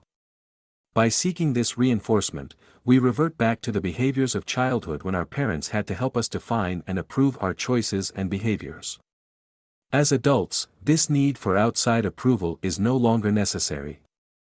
In fact, it's counterproductive, making us dependent on others for our well-being and happiness while relinquishing our personal power. Though we certainly don't want to give away our power, often we simply don't know how to claim it. We live unconsciously, on autopilot, not aware we have the power to create our lives proactively. We react to whatever happens to come our way, and haven't taken the time to define who we are and what we want from life. Some might believe they don't even have the choice to define this for themselves, feeling obligated to live a life defined by other people. Creating your own POS, personal operating system. Deep inside every person is the profound longing to live authentically, to live the life we define for ourselves. We may not consciously understand that longing, but if this need is not met, our pain and longing come out in unhealthy ways, through depression, anger, anxiety, passive-aggressive behaviors, and physical illness. In previous chapters, we've explored how you may be deceiving yourself and accepting lies that hold you back. We've looked at the roles you've assumed that may not be part of your authentic self. But now let's dig deeper to think about how you can proactively define your own POS, your personal operating system for your life. Your POS is your worldview, your life orientation, how you consciously define your world and choose to operate within it. When we lack confidence, our prevailing operating system is a problem-focused, anxiety-based, and reactive way of being. Living in an often hostile and pain-oriented world, human beings hone the fight, flight, or freeze reaction to life experience. We are in a state of responding and reacting rather than creating. When you design your POS, you are empowering yourself for a new and more dynamic life orientation that isn't fear-based. You develop a set of authentic choices and actions for meeting life experience more effectively, creatively, and with much greater fulfillment and purpose. So let's talk about how you can begin to create your own personal operating system. A POS is not something that can be achieved overnight, as it involves redesigning all areas of your life. But simply the knowledge that you can create your own personal operating system is hugely empowering and opens your eyes to how you are living unconsciously or allowing others to define your life for you. Right now, in this very moment, start to think about how you might change everything in your life if you had a chance for a do-over. Not that you will change everything. There are plenty of things working well in your life. But shift your mental orientation to the awareness that you have the power to recreate and begin again with many of your choices, beliefs, actions, and relationships. Creating your personal operating system requires you examine every area of your life to determine whether or not it's in alignment with your desires, beliefs, and preferences. You won't be able to change everything, at least not right away, but you can change enough to boost your self-confidence tremendously. With every step and every act of self-creation, you are moving closer to the real you and building a foundation of confidence that will grow over time. A great place to begin creating your POS is by defining your core values.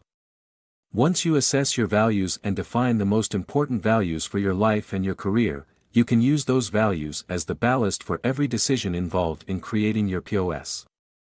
Your values are your guiding life principles and will provide the self-awareness to know how to behave and make decisions in all facets of your life, and this is incredibly empowering. As you shift toward your own POS, these values will keep you on track and motivate you when you have difficult choices or changes to make. Living a life defined by your personal values and within your own personal operating systems means you are living consciously. You are living purposefully. The structure of having values and a well-considered POS immediately boosts your confidence, because you've built an authentic foundation for all of your choices and actions. Action steps: clarify the top 5 or 6 core values for your life. Then list the following areas of your life, leaving room to right beneath each: relationship, career, health, learning and skill, integrity, money, parenting, other. Under each area, write down how you are operating outside of your values in this area or simply not living consciously and proactively. Then write the changes you'd like to make, the new operating system in each of these areas. Be sure your new operating system supports your values. Chapter 11: Your Body Speaks Volumes. Defining how you want to live through your personal operating system is a great foundation for boosting confidence. But let's go back to our bodies and brains for a moment. Let's look at how you might be perpetuating low confidence, even with a solid POS, by using the wrong body language. The next time you're in a conversation with someone or at a meeting, pay attention to your body language. What does it say to others about your confidence and abilities? What is it reinforcing inside of you? Our body language is a form of communication that speaks volumes about who we are and how we feel. You've likely encountered people whose mere presence sends a loud and clear message that they're on top of their game, full of confidence and poise. On the other hand, you've seen people who walk into a room and fade into the background. Everything about them screams shy or uncomfortable. Social psychologist Amy Cuddy, in her popular TED presentation on body language, points out the powerful impact this nonverbal language has on the perceptions of those around us, right from the moment we meet them. She reminds, so social scientists have spent a lot of time looking at the effects of our body language, or other people's body language, on judgments. And we make sweeping judgments and inferences from body language. And those judgments can predict really meaningful life outcomes like who we hire or promote, who we ask out on a date. Something as simple as how you hold your arms, where your eyes go, or the tilt of your head can make the difference in success or failure, a yes or a no, a dream fulfilled or never realized. Our body language sends immediate and powerful signals to others before they have a chance to say hello. Alexander Todorov, a psychologist and professor at Princeton, has shown just how powerful body language can be in the world of politics. Through his research, he's proven that quick facial judgments can accurately predict real-world election returns. Todorov's lab tests showed how a brief appraisal of two candidates' faces and their relative competence was enough to predict the winner in about 70% of U.S. Senate and state gubernatorial races in the 2006 elections. It only took about a tenth of a second. We never told our test subjects they were looking at candidates for political office, we only asked them to make a gut reaction response as to which unfamiliar face appeared more competent, said Todorov. The findings suggest that fast, unreflective judgments based on a candidate's face can affect voting decisions. But what does our own body language do to us? If body language has such a profound and instantaneous impact on those who encounter us, imagine the cumulative effect of the messages we send ourselves. If your head is bowed, your eyes averted, your arms crossed defensively, your shoulders slumped, and your feet are shuffling, consider what you're reinforcing in your neural pathways. I am small, insignificant, shy, unworthy, unimportant. That is what your brain is hearing. So what is the body language of confidence? It's expansive. It puffs up. It takes up space. It's literally larger than life. It's about stretching and expanding your body to take up as much space as possible. And most importantly, it can be reverse engineered. You don't have to feel confident to practice confident body language. In fact, practicing confident body language actually improves your feelings of confidence. Again, it's all about the messages you're sending to your brain. If you slump, avoid eye contact, and draw in, you are training your brain to embrace low confidence. However, if you practice confident body language, your feelings will eventually catch up. In her research on body language, Amy Cuddy found that people who practice high-power poses just for 2 minutes had a 20% increase in the dominance hormone testosterone and a 25% decrease in cortisol, the stress hormone. Those who display low-power poses had a 10% decrease in testosterone and a 15% increase in cortisol. She also found that the high-power posers were more likely to take risk than the low-power posers, and risk-taking is associated with confidence. A great way to begin using your body language to build your confidence is simply by becoming aware of your current body language. Pay attention as you enter a room, talk with someone new, or have a meeting with your boss. When you notice you're feeling uncomfortable or lacking confidence, stop and notice your body. Where are your arms and legs positioned? How are you holding your shoulders? What are you doing with your eyes? How often are you smiling? You can begin to make subtle changes as you notice what your body is telling others and reinforcing in yourself. In addition, you can practice power poses by yourself and in specific situations to boost your confidence. Here are some poses Amy Cuddy recommends you try. V for victory. Before an interview or big meeting or whenever you want a surge of confidence, hold your arms in the air in a V position with clenched fists. Tilt your chin up, smile, and puff out your chest. Hold this position for 2 or 3 minutes. The Mr. Clean. Even though crossed arms can communicate defensiveness, there are some situations to use it for power. It's the position of your shoulders that's key.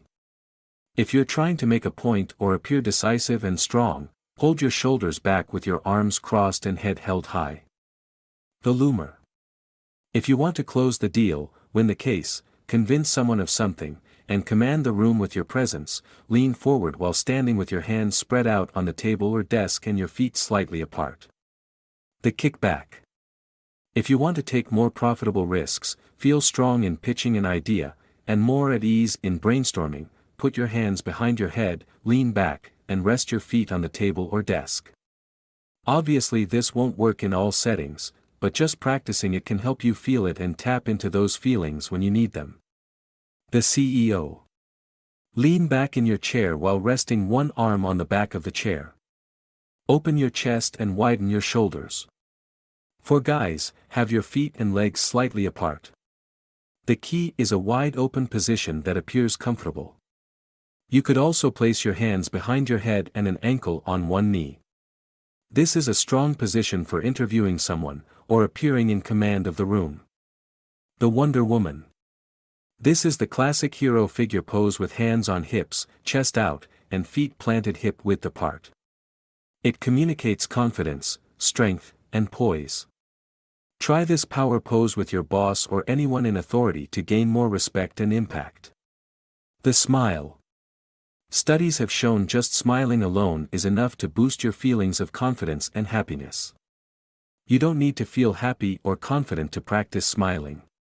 Just smile in the mirror or when you're alone, and you're sending signals to your brain to trigger confident feelings. The sleeper. You can even practice power posing while you sleep. Amy Cuddy suggests lying on your back with your arms and legs outstretched, rather than curled up in the fetal position. You will wake up feeling bigger and more powerful. When you can't practice these poses, simply remember in general to stand tall, open up, use eye contact, shoulders back, head held high, and smile. Remember to avoid looking down. Slumping your shoulders, drawing in, crossing your arms and legs, and remaining expressionless. Just those few changes will go a long way in improving your feelings of confidence. Changing your body language takes awareness and practice. But research has proven that the changes are well worth the investment in time and energy. Your body language tells a story about you the minute you walk in the room.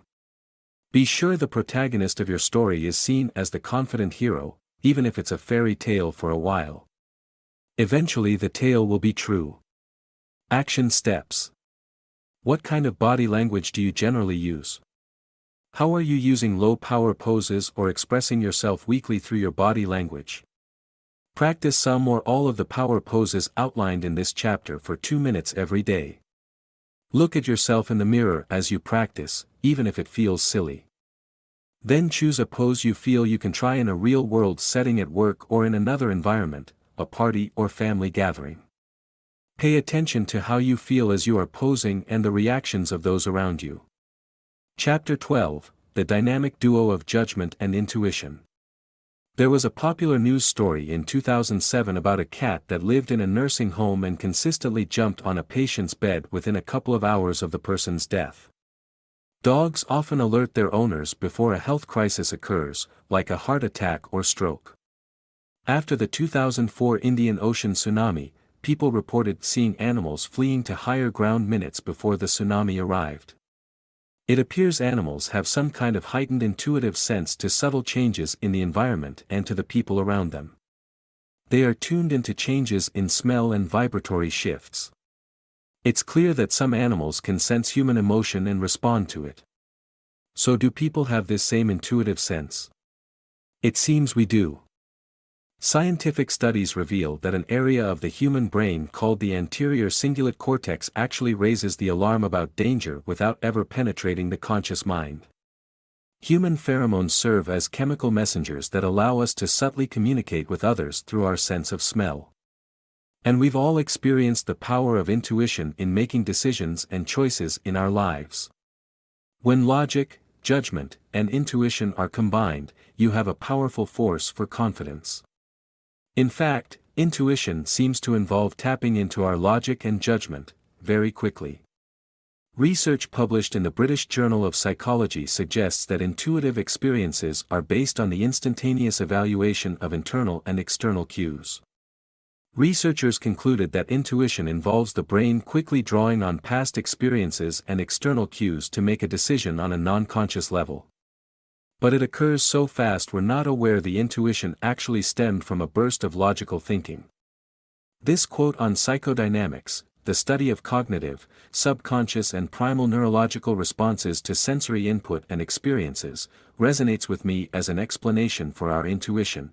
We tend to experience the higher levels of our intuition when dozens of conscious insights, subconscious memories and senses converge to bring forward a conclusive insight that would normally be beyond the scope of conscious calculation or cognitive explanation.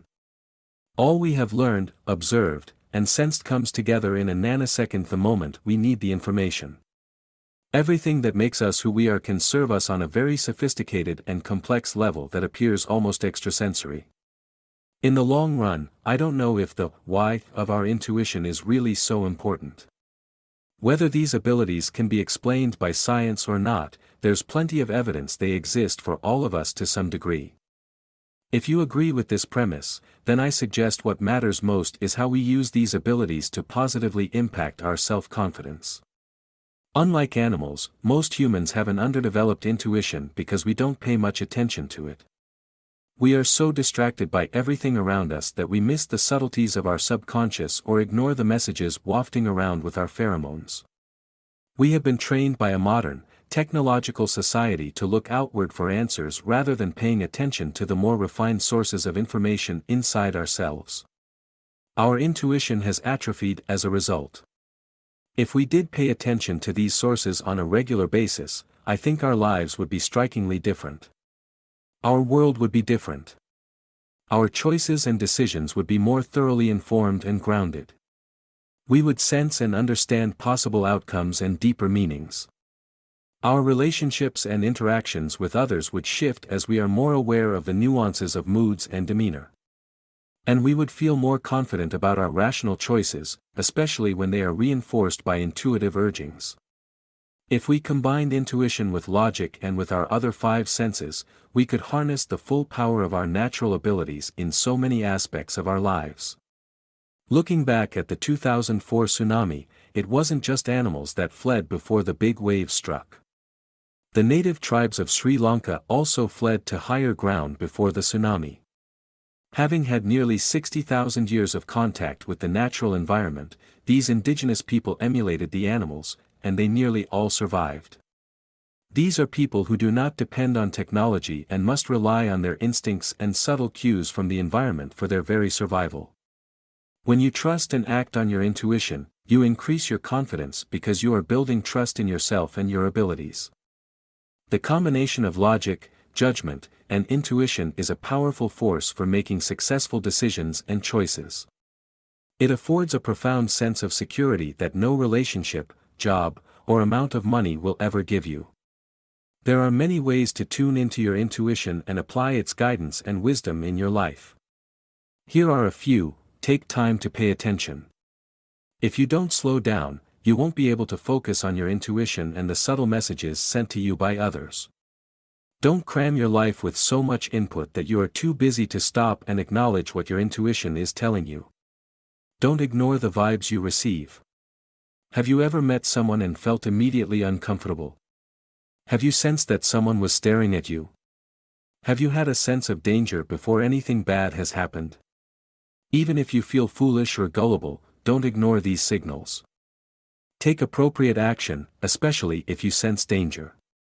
You are receiving messages from your subconscious or being alerted by some very subtle physical changes or sensations. Go within and ask a question. If you are seeking a solution to a problem, trying to make a decision, or if you need a creative idea, go to a quiet place where you cannot be interrupted. Breathe deeply for several minutes and calm your thoughts. Then ask a question of your subconscious mind. Sit quietly and wait for 10 or 15 minutes. If you don't get an answer immediately, keep asking the question, before you go to bed, when you wake up, while you are in the car. The power and patterns of all of your senses, insights, logic, and memories will converge to provide guidance for you. Write down your dreams and interpret them. Your dreams are powerful subconscious dramas playing out while you sleep. They offer insight into your daily problems and life events through archetypal imagery and symbols. Do some research and reading on dream interpretation so that you can reap the full benefit of all of the messages and psychic support your dreams provide. Keep a dream journal and write down your dreams as soon as you remember them. Keep a journal for stream of consciousness ideas. Writing is a very powerful way to tap into your subconscious and to strengthen your intuition. Keep a journal in which you write down thoughts that come to you without your specific focus or intention. I often start writing by first asking, what do I need to know today? You'd be amazed at what comes out on your paper. Don't analyze it while you're writing. Just write even if it seems nonsensical. Close the journal and then wait a day before you read it. As with dreams, this information might make more sense to you if you sit on it a while. Visualize and speak your intentions. Your subconscious mind, intuition and dreams regularly send messages to you. Try sending messages right back. Visualize what you want to accomplish or your end goal. Speak your intentions out loud as though they are already real. Reinforce your desires with your subconscious mind so that it can work for you to actualize what you want. I'm not suggesting some magical attraction. If you plant a subconscious seed, your mind and senses are going to help the seed germinate and bloom. Listen to others with all of your senses. Be fully engaged when you are listening to someone. Pay attention not only to the words, but also to expressions, smells, gestures and moods. Read the full person, not just the content of the language. In interpersonal relationships and business interactions, this is a dynamic and useful ability that can give you an edge and make you feel more confident. Some of these nonverbal cues are easy to pick up, but others are subtle and require sensing a person's real message. Pay full attention. Spend time in nature regularly. When you spend time in nature, you are stimulating and rekindling some of the ancient parts of your brain that were necessary for survival. You are tuning back to the natural order and creating a heightened sensitivity to the interrelatedness of all living things. You are refilling your intuitive tank so you have a surplus when you re-enter the modern world. Acknowledging and honing your intuitive abilities provides another layer of information and reinforcement as you work on your confidence. In areas where you might be lacking confidence, remember to tune into your intuition to bring stored information, ideas, and insights to the surface. Combine your intuition with logic and intelligence as you make important decisions. What should you do if intuition and logic are at odds? This scenario can undercut your self-confidence, but it doesn't have to. This is the time to seek reinforcements, phone a friend, talk to a mentor or counselor. And get a second or third opinion. Examine whether it's your lack of confidence causing the confusion or a real disparity between intuition and judgment. If it's a true disparity, seek feedback, do your research, examine your true desires, and then simply make a choice based on the information at hand. Confidence means you are willing to take an occasional leap of faith after using all the tools at your disposal. Action steps. In what areas of your life can you slow down, pay more attention, and listen more carefully, so you can acknowledge what your intuition is telling you? Are you currently seeking the answer to a problem, trying to make a decision, or looking for a creative solution? What questions can you ask your subconscious mind in order to gain clarity? Write the questions down, and then ask them to yourself. Sit quietly for 5 to 10 minutes and listen for an answer. What came up for you? Chapter 13, Raising Your EQ for Confident Relationships. When I am coaching a client, often one of the most profound leaps they make is recognizing the personal power that accompanies adult decisions, outlooks, and behaviors. Sometimes a person is so entrenched in reactive behaviors, old hurts, and learned perceptions they don't realize they are trapped in a stage of childhood that limits their personal growth and hinders their relationships. Much has been written in popular psychology about the concept of embracing one's inner child. In this context, I'm referring to the therapeutic work, usually offered by mental health professionals, to help clients heal the emotional wounds and coping mechanisms that arise from adverse childhood experiences. This inner child work includes helping people face and heal unresolved grief and unmet needs from childhood. Often this grief takes the form of depression, controlling behaviors, anger, intimacy problems, and poor communication skills. Facing and healing these hurts is critical to becoming a fully functioning, healthy adult. Another big step toward becoming whole and healthy is embracing your inner adult. Sometimes we don't evolve into the grown-ups we are supposed to be because we've missed a stage in emotional development, or we simply didn't have appropriate role models or support systems. We don't understand or adopt appropriate adult behaviors and reactions.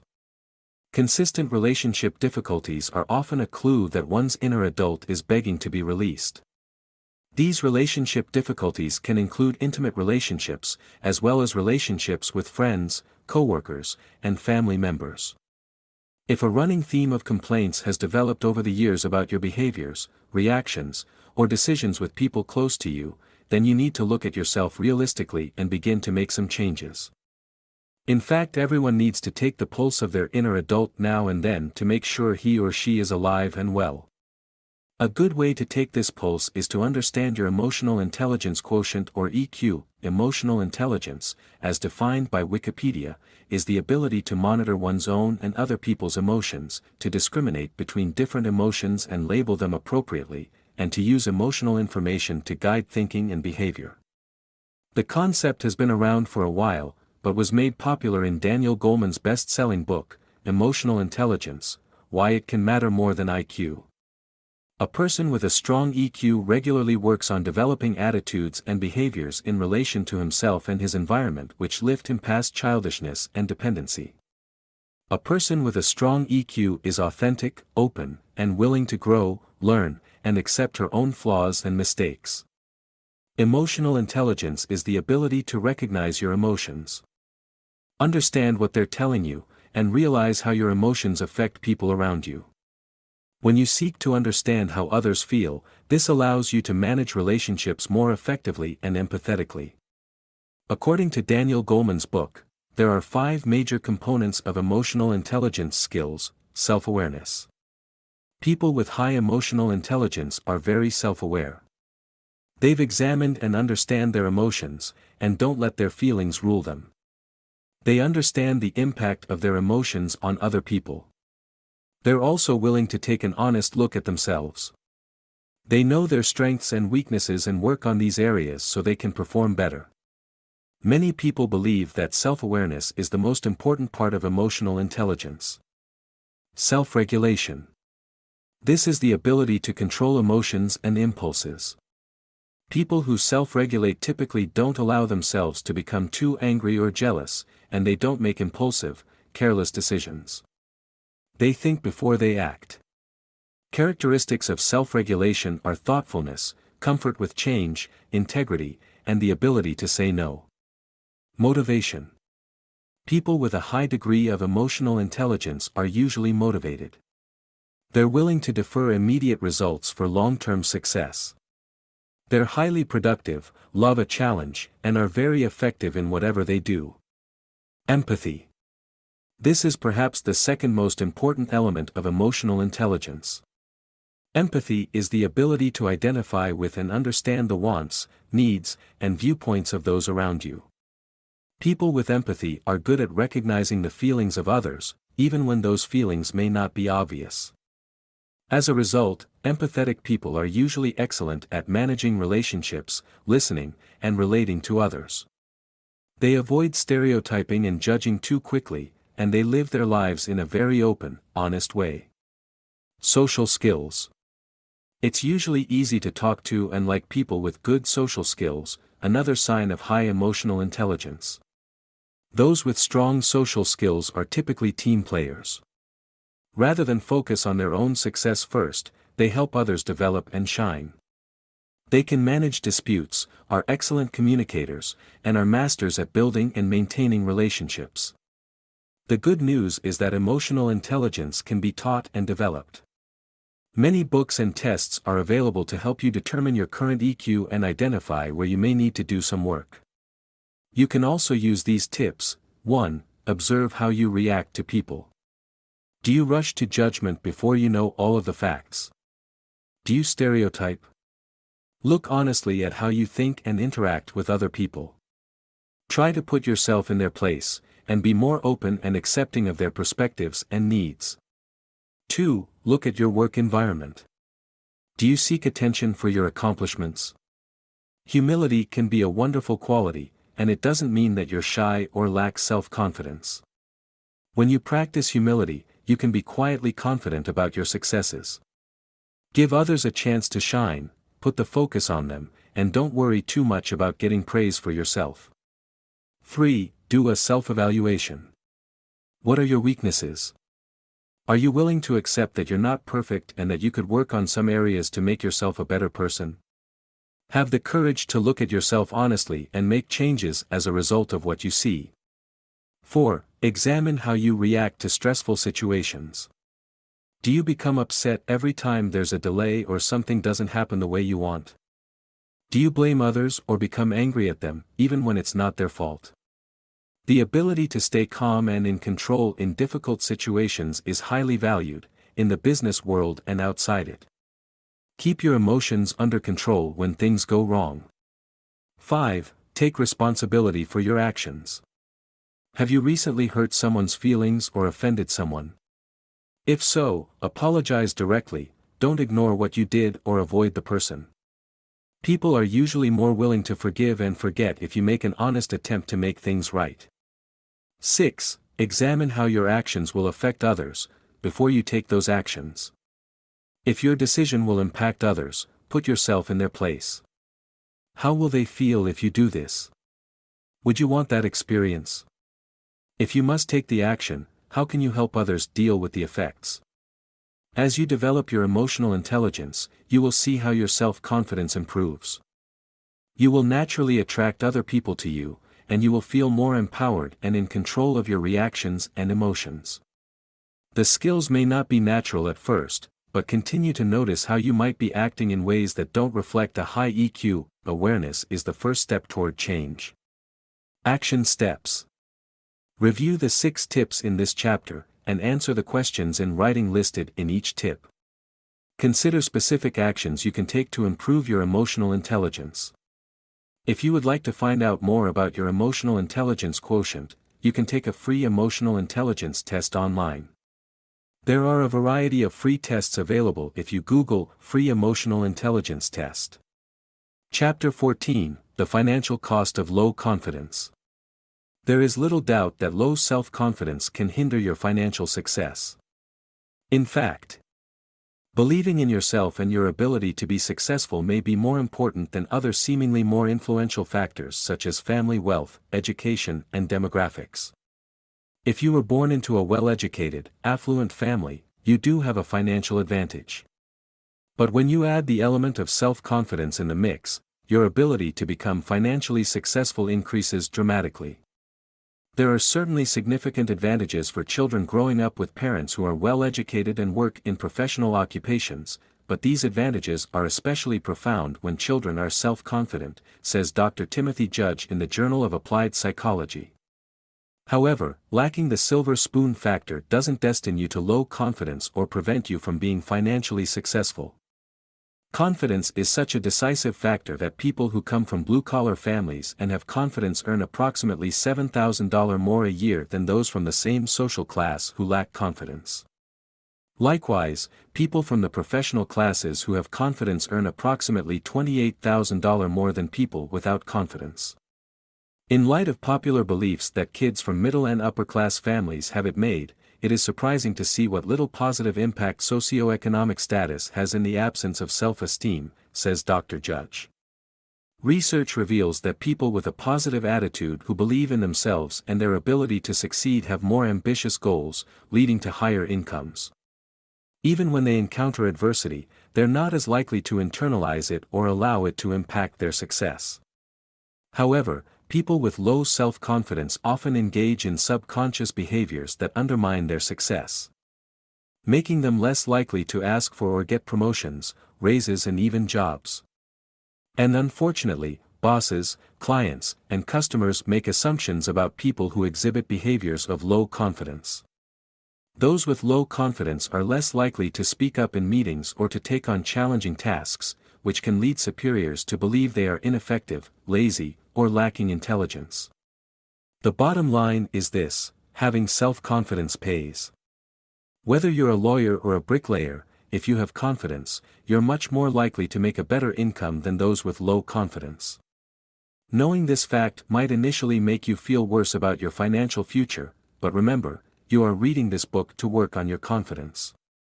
For every incremental amount you improve your self-confidence, you're overcoming obstacles to your financial success. You're empowering yourself to feel good about your abilities, to take risks, to ask for the job or the raise, to speak up in meetings. Just one confident action could win you the account, give you a salary jump, or snare that small business loan. An accumulation of these actions will make a profound impact on your financial future. Of course, self-confidence further affords the motivation to manage your money effectively, to make wise financial decisions, to go after additional training or education, and to set realistic yet challenging financial goals. There are some practical techniques for dealing with confidence barriers to your financial success which you can implement on a daily basis before work, before you ask for a raise or try to close a deal, or simply when you are feeling low confidence. Exercise. The effects of exercise on your confidence are so overwhelming it can't be understated. During exercise, your body releases endorphins that give you a boost of energy and positive feelings. Simply the accomplishment of completing an exercise routine will give you a boost of confidence you can carry with you throughout the day. Appearance. I've mentioned this in previous chapters and want to re-emphasize the dramatic effect your appearance and your feelings about your appearance can have on your confidence level. Especially if you work around other people, take the steps to assess and improve your appearance in realistic ways. Update your wardrobe, take care of your teeth and hair, and maintain a healthy weight. Whether or not we like it, others judge us and our abilities by our appearance. When your appearance is in sync with how you want people to view you, confidence will follow. Body language.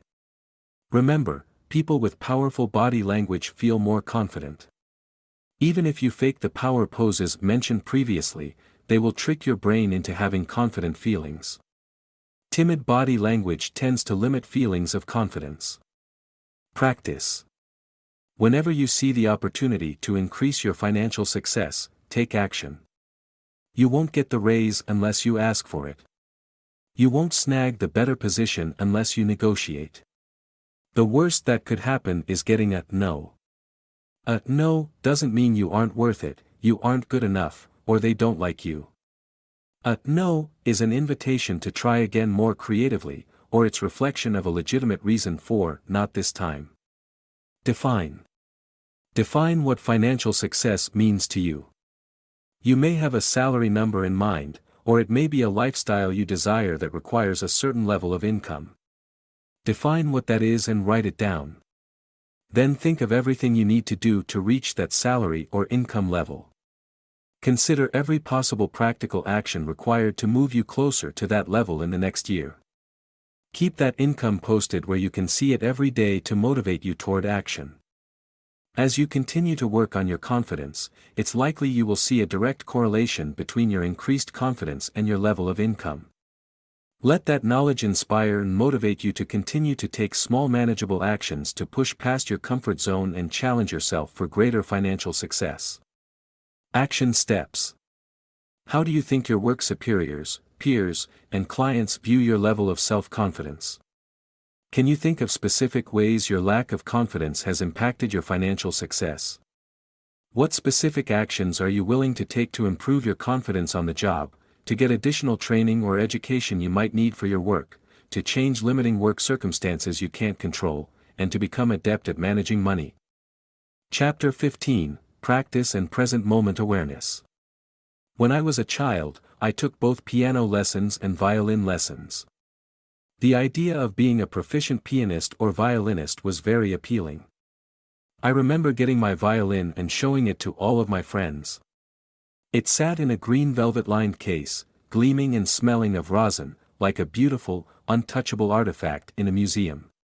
My friends looked at it with awe, and I felt proud, even though I hadn't had my first lesson.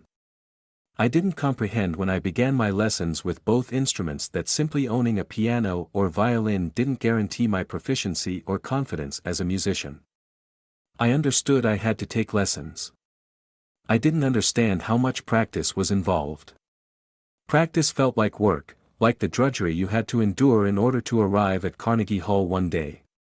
As Malcolm Gladwell reminds in the book Outliers, the story of success, it takes 10,000 hours of practice to become a world-class expert at something. It certainly takes thousands of hours over time simply to become proficient. Practice is not only an essential ingredient in proficiency. It is the bricks and mortar of self-confidence. If you want to write, you practice writing. If you want to be an artist, you practice your art. If you want to be a lawyer, you practice law. If you want to serve, you practice serving. If you want to feel confident about any ability, practice, effort, and experience are essential. You must be willing to endure both the discomfort of being a beginner at something, as well as the discipline required of practice. More importantly, you must learn to lean into practice. Martha Graham, the foremost pioneer of modern dance, speaks eloquently of the power of practice for a 1952 radio interview on this. I believe that we learn by practice. Whether it means to learn to dance by practicing dancing or to learn to live by practicing living. The principles are the same. In each, it is the performance of a dedicated precise set of acts, physical or intellectual, from which comes shape of achievement, a sense of one's being, a satisfaction of spirit. One becomes, in some area, an athlete of God. Practice means to perform, over and over again in the face of all obstacles, some act of vision, of faith, of desire. Practice is a means of inviting the perfection desired. As you practice, even before you reach a stage of mastery, your self-confidence will improve. You will have solid evidence that practice affords skill. You will have evidence that you are capable of achievement. Yes, there is a certain amount of drudgery involved in practice. But if you are intently focused on it, practice can be deeply satisfying. When I was taking piano and violin lessons, my sister Jessie was taking piano and cello lessons. We both took our lessons for a few years. And then we both quit after driving our mother crazy by constantly whining about practice. As a result, I never felt confident about my musical abilities. Jessie, however, has taken up cello again as an adult. She quit when she was 12 and started again at age 50. She practices every day and finds great joy in it. Here is what she wrote to me about practice. I've come to understand that my real passion is practice and the experience of flow that comes as its result. By practice I mean any discipline which allows a person to cultivate themselves over a long period of time. I don't think school as I experienced it taught me how to learn.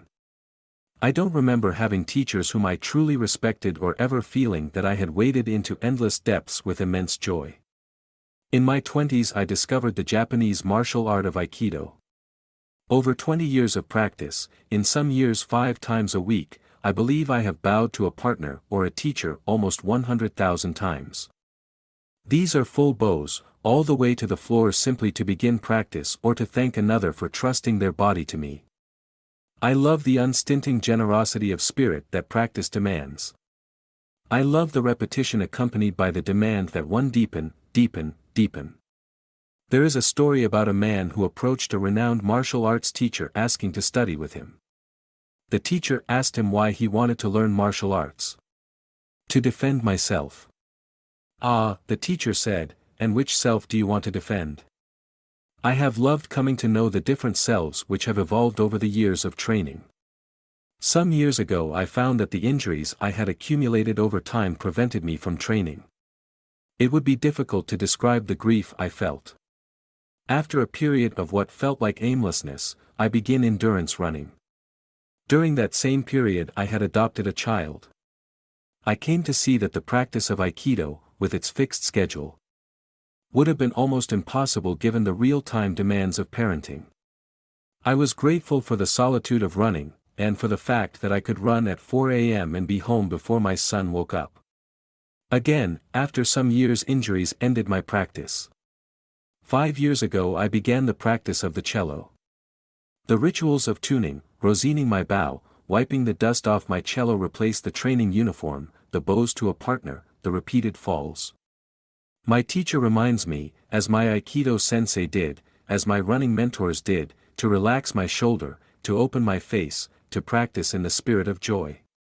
When you practice in the spirit of joy, you are not only improving your confidence, but also you're giving yourself the gift of present moment awareness. You are allowing practice to shift from simply a means to an end to an exercise in mindfulness and engagement.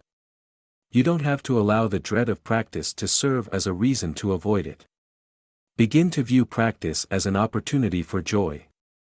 Your opportunities for improving your confidence in any area of your life are only limited to your imagination and your willingness to engage. Every day we are presented with many different opportunities to improve our self-confidence simply through the act of engaging in practice. If you fall back on the excuse that you are not confident because you aren't skilled at something, then, by all means, become skilled. You may tell yourself you don't have the ability, the intellect, or the means to accomplish something, but the vast majority of the time, these are simply stories that keep us stuck. One of my favorite scenes from Jane Austen's Pride and Prejudice is the one in which Elizabeth Bennet, as she is playing the piano rather poorly, sets Mr. Darcy straight when he offers excuses for his poor social skills. "I certainly have not the talent which some people possess," said Darcy, "of conversing easily with those I have never seen before. I cannot catch their tone of conversation, or appear interested in their concerns, as I often see done. My fingers," said Elizabeth, "do not move over this instrument in the masterly manner which I see so many women's do. They have not the same force or rapidity, and do not produce the same expression. But then I have always supposed it to be my own fault, because I would not take the trouble of practicing. It is not that I do not believe my fingers as capable as any other woman's of superior execution." Austen, p. 132. Ms. Bennet may not feel confident in her musical skills, but she does have the confidence and self-awareness to know she isn't lacking the ability, only the discipline. If you find yourself lacking confidence in a particular area of your life, perhaps it has less to do with your general abilities and more to do with an unwillingness to put in the time and effort necessary to become proficient. If your lack of self-confidence has undermined your motivation to expend time and effort, remember that motivation and confidence increase with every effort you make toward practice.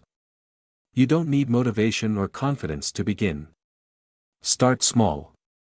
Invest just a little time every day, but remain consistent. As you feel your motivation and engagement increase, begin to add more practice time. Whatever it is you want to achieve, just start doing that thing. Do it over and over until you get better and better. Before too long, you will see how practice leads to a joyful confidence not only in your achievement, but also in your day-to-day efforts toward mastery. Action steps. Are any of your confidence challenges related to a pursuit or activity in which you lack proficiency or skill? Are you willing to take the time to become more skilled and proficient?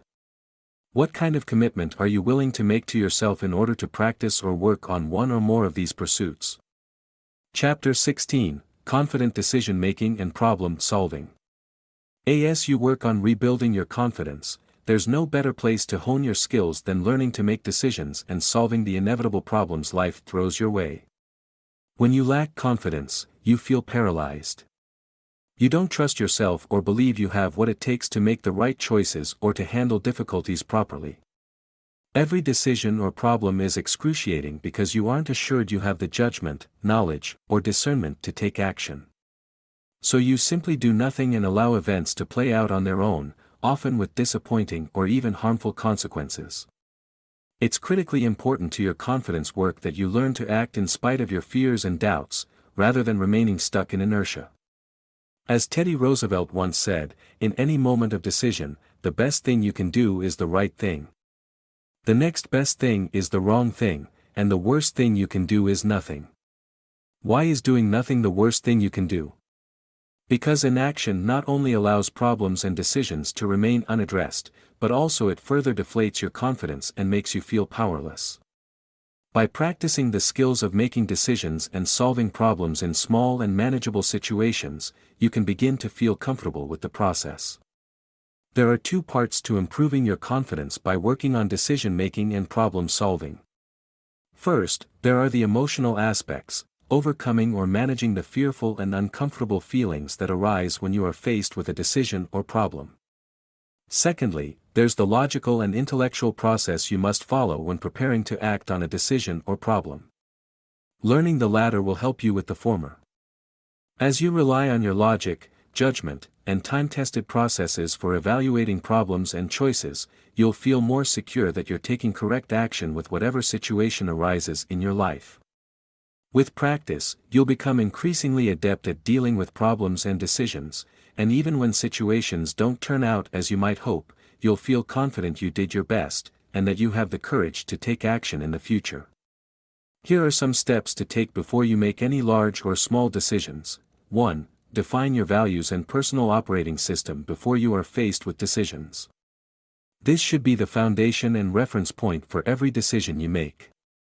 In your deepest dreams, how do you envision your life in all areas: career, relationships, finances, lifestyle, etc.? What core values does your vision reflect or support? Be sure you write down your personal operating system and the values that define it, and refine these over time as necessary. Then when a big decision comes along, you can use these as a guide. Look at the various outcomes of each side of the decision. Does one outcome move you closer to your vision? If you deviate too far from your vision, you'll eventually experience pain and regret. Evaluate your choices based on your vision. Which one is in closest alignment with it? 2. Evaluate the pros and cons. Consider the possible positive and negative outcomes of your decision. Write down a list of pros and cons for each possible alternative. Then prioritize these points with the most important considerations at the top of the list. What are the possible implications of the cons? Do they outweigh the pros? Can you live with the potential negative fallout or consequences? What could you do to mitigate the fallout? If you have a big decision that involves many smaller decisions, follow this pros and cons process for each of these decisions. 3. Seek guidance and feedback. Carefully select 2 or 3 trusted friends or advisors whose opinion and judgment you value. Tell them about your personal operating system, show them your list of pros and cons, and ask for their input about your decision. Someone who is distanced from the turmoil of the decision and has a different perspective can help you see things in a clearer light.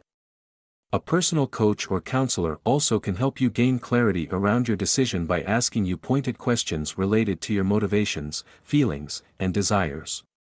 The point here is not to rely totally on the advice of others, but to use it in the mix of the decision-making process. 4. Take time for reflection.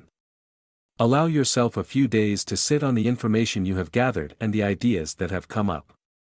Visualize yourself in each possible outcome of the decision, thinking about the possible positive and negative implications of each. What feels like the best decision? What does your intuition tell you when you visualize all possible outcomes? 5. Set a reasonable and public deadline.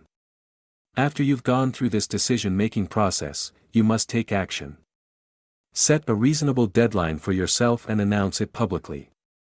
Even if you aren't completely certain, make a decision. It is rare when you feel 100% sure about any decision, so expect ambiguous feelings. Once you have done the work, honored your vision, examined the pros and cons, and sought guidance, make your choice, take the leap and don't look back. There are millions of paths we can take in a lifetime, all leading to different opportunities and potential consequences. You won't have a guarantee, but you don't need one. Uncertainty is part of the adventure of life. Problem solving. Problem solving is very similar to decision making but is usually more complex. When you encounter a problem in life or work, often there are other people involved and many possible scenarios to consider. The most important first step in problem solving is temporarily stepping out of the emotions involved, whether it's fear, anger, disappointment, or frustration, and approaching the problem analytically. You can always revisit the emotions, but allow yourself a break from them so you have a clear head. Here is a very simple 5-step process when you are faced with a problem. 1. Define the problem. This seems intuitive, but in the cloud of our emotions, we want to be sure we know what we're dealing with. Identify the problem as specifically as possible, evaluating the present situation and determining how it differs from the desired outcome or state. 2. Analyze the problem. Analyzing involves learning as much as you can about the problem. It may be necessary to look beyond the obvious, surface situation to stretch your imagination and see a variety of possibilities and implications. You don't want a knee-jerk reaction before you really understand what you're dealing with. 3. Develop possible solutions. Identify a wide range of possible solutions through brainstorming with others, thinking about ways you've dealt with similar problems, and even researching how others have dealt with this problem. 4. Evaluate each solution. Weigh the pros and cons of each solution as outlined with decision making. Think through each solution and consider what is most realistic, provides the best outcome, and has the least negative consequences. Consider both immediate and long-term results. 5. Make a choice for a solution.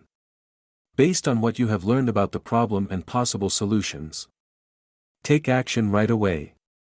Address problems as quickly as possible so you don't have the energy drain of it hanging over your head.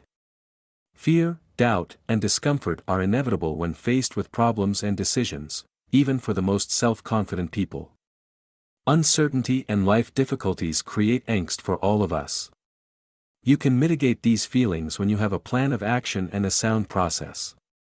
Confidence develops when you learn to follow a process in spite of your feelings and take decisive action once you complete the process. The more you do it, the easier it will become and the better you will feel about yourself and your abilities. Action steps. What are the decisions or problems you are facing right now? Write them down in order of most concerning to least concerning. Begin taking action on each of these decisions and problems by following the steps outlined in this chapter. Once you complete the process for each decision or problem, set a date for taking action and mark it on your calendar. For accountability, tell someone you trust about your plans and your action date. Chapter 17: The Power of Personal Responsibility. Ultimately, your self-confidence is in your own hands. You may have a variety of reasons for having low confidence, many of which have been painful and chronic. You have many unpleasant feelings around low self-confidence, feelings that make you want to retreat and continue to avoid the things that make you feel incapable, unsure, or incompetent. Sometimes it seems so much easier just to accept low confidence and operate within the confines of what feels non-threatening and comfortable. It's easier to barricade ourselves with excuses, blame, guilt, and fear. However, we are no longer children, and we can't continue to hide behind the barricade if we want to succeed in the adult world. We must take personal responsibility for our own happiness, which means addressing the causes for our confidence problems and practicing the skills we've learned to rebuild our confidence. Here's what one of my readers on my blog, Live Bold and Bloom, once wrote me in response to a post on my most life-altering beliefs. A big one that I would like to add is taking personal responsibility. For years I thought I understood this but really didn't. I didn't want to admit it, but I did a lot of blaming. At a very low point in my life when I felt that nothing I did was working, I used to be a control freak too, I felt like I gave up. In hindsight, I realized that I didn't give up. I just decided to accept everything and everyone the way they were. I let my feelings be known and accepted whatever came next. Now I take full responsibility for my actions and my circumstances. When things aren't the way I would like them to be, I look at how I got myself into the situation and how I can get myself out. I apologize more. I feel more open and compassionate of others. Things are easier, and I'm a lot happier. This reader's attitude reflects a huge leap in her emotional maturity and self-confidence. She no longer blames, goes belly up, or accepts whatever life throws at her. She has empowered herself. The essence of self-empowerment is personal responsibility, taking full and complete control and accountability for your own life and circumstances. This is both liberating and scary. It's liberating because taking full responsibility for your life means you make your own choices and decisions, live according to your own personal operating system and values, are free from the anxiety of living up to the expectations of others. Experience the joy of being authentically yourself. But it's frightening because you can no longer blame others for your failures and disappointments. No, you must step up to your potential, can't cling to childish, dependent security from others, have to let go of the bold you, even if that person was holding you back. However, as you empower yourself through personal responsibility, those fears begin to dissipate. You find your confidence soars, things are easier, and life is more enjoyable because you are creating it on your own terms rather than reacting to your fears or outside circumstances. Relinquishing responsibility for your self-confidence issues means you are giving away your power through fear and blaming. You are allowing the winds of fate to rule you and resigning yourself to a compromised life.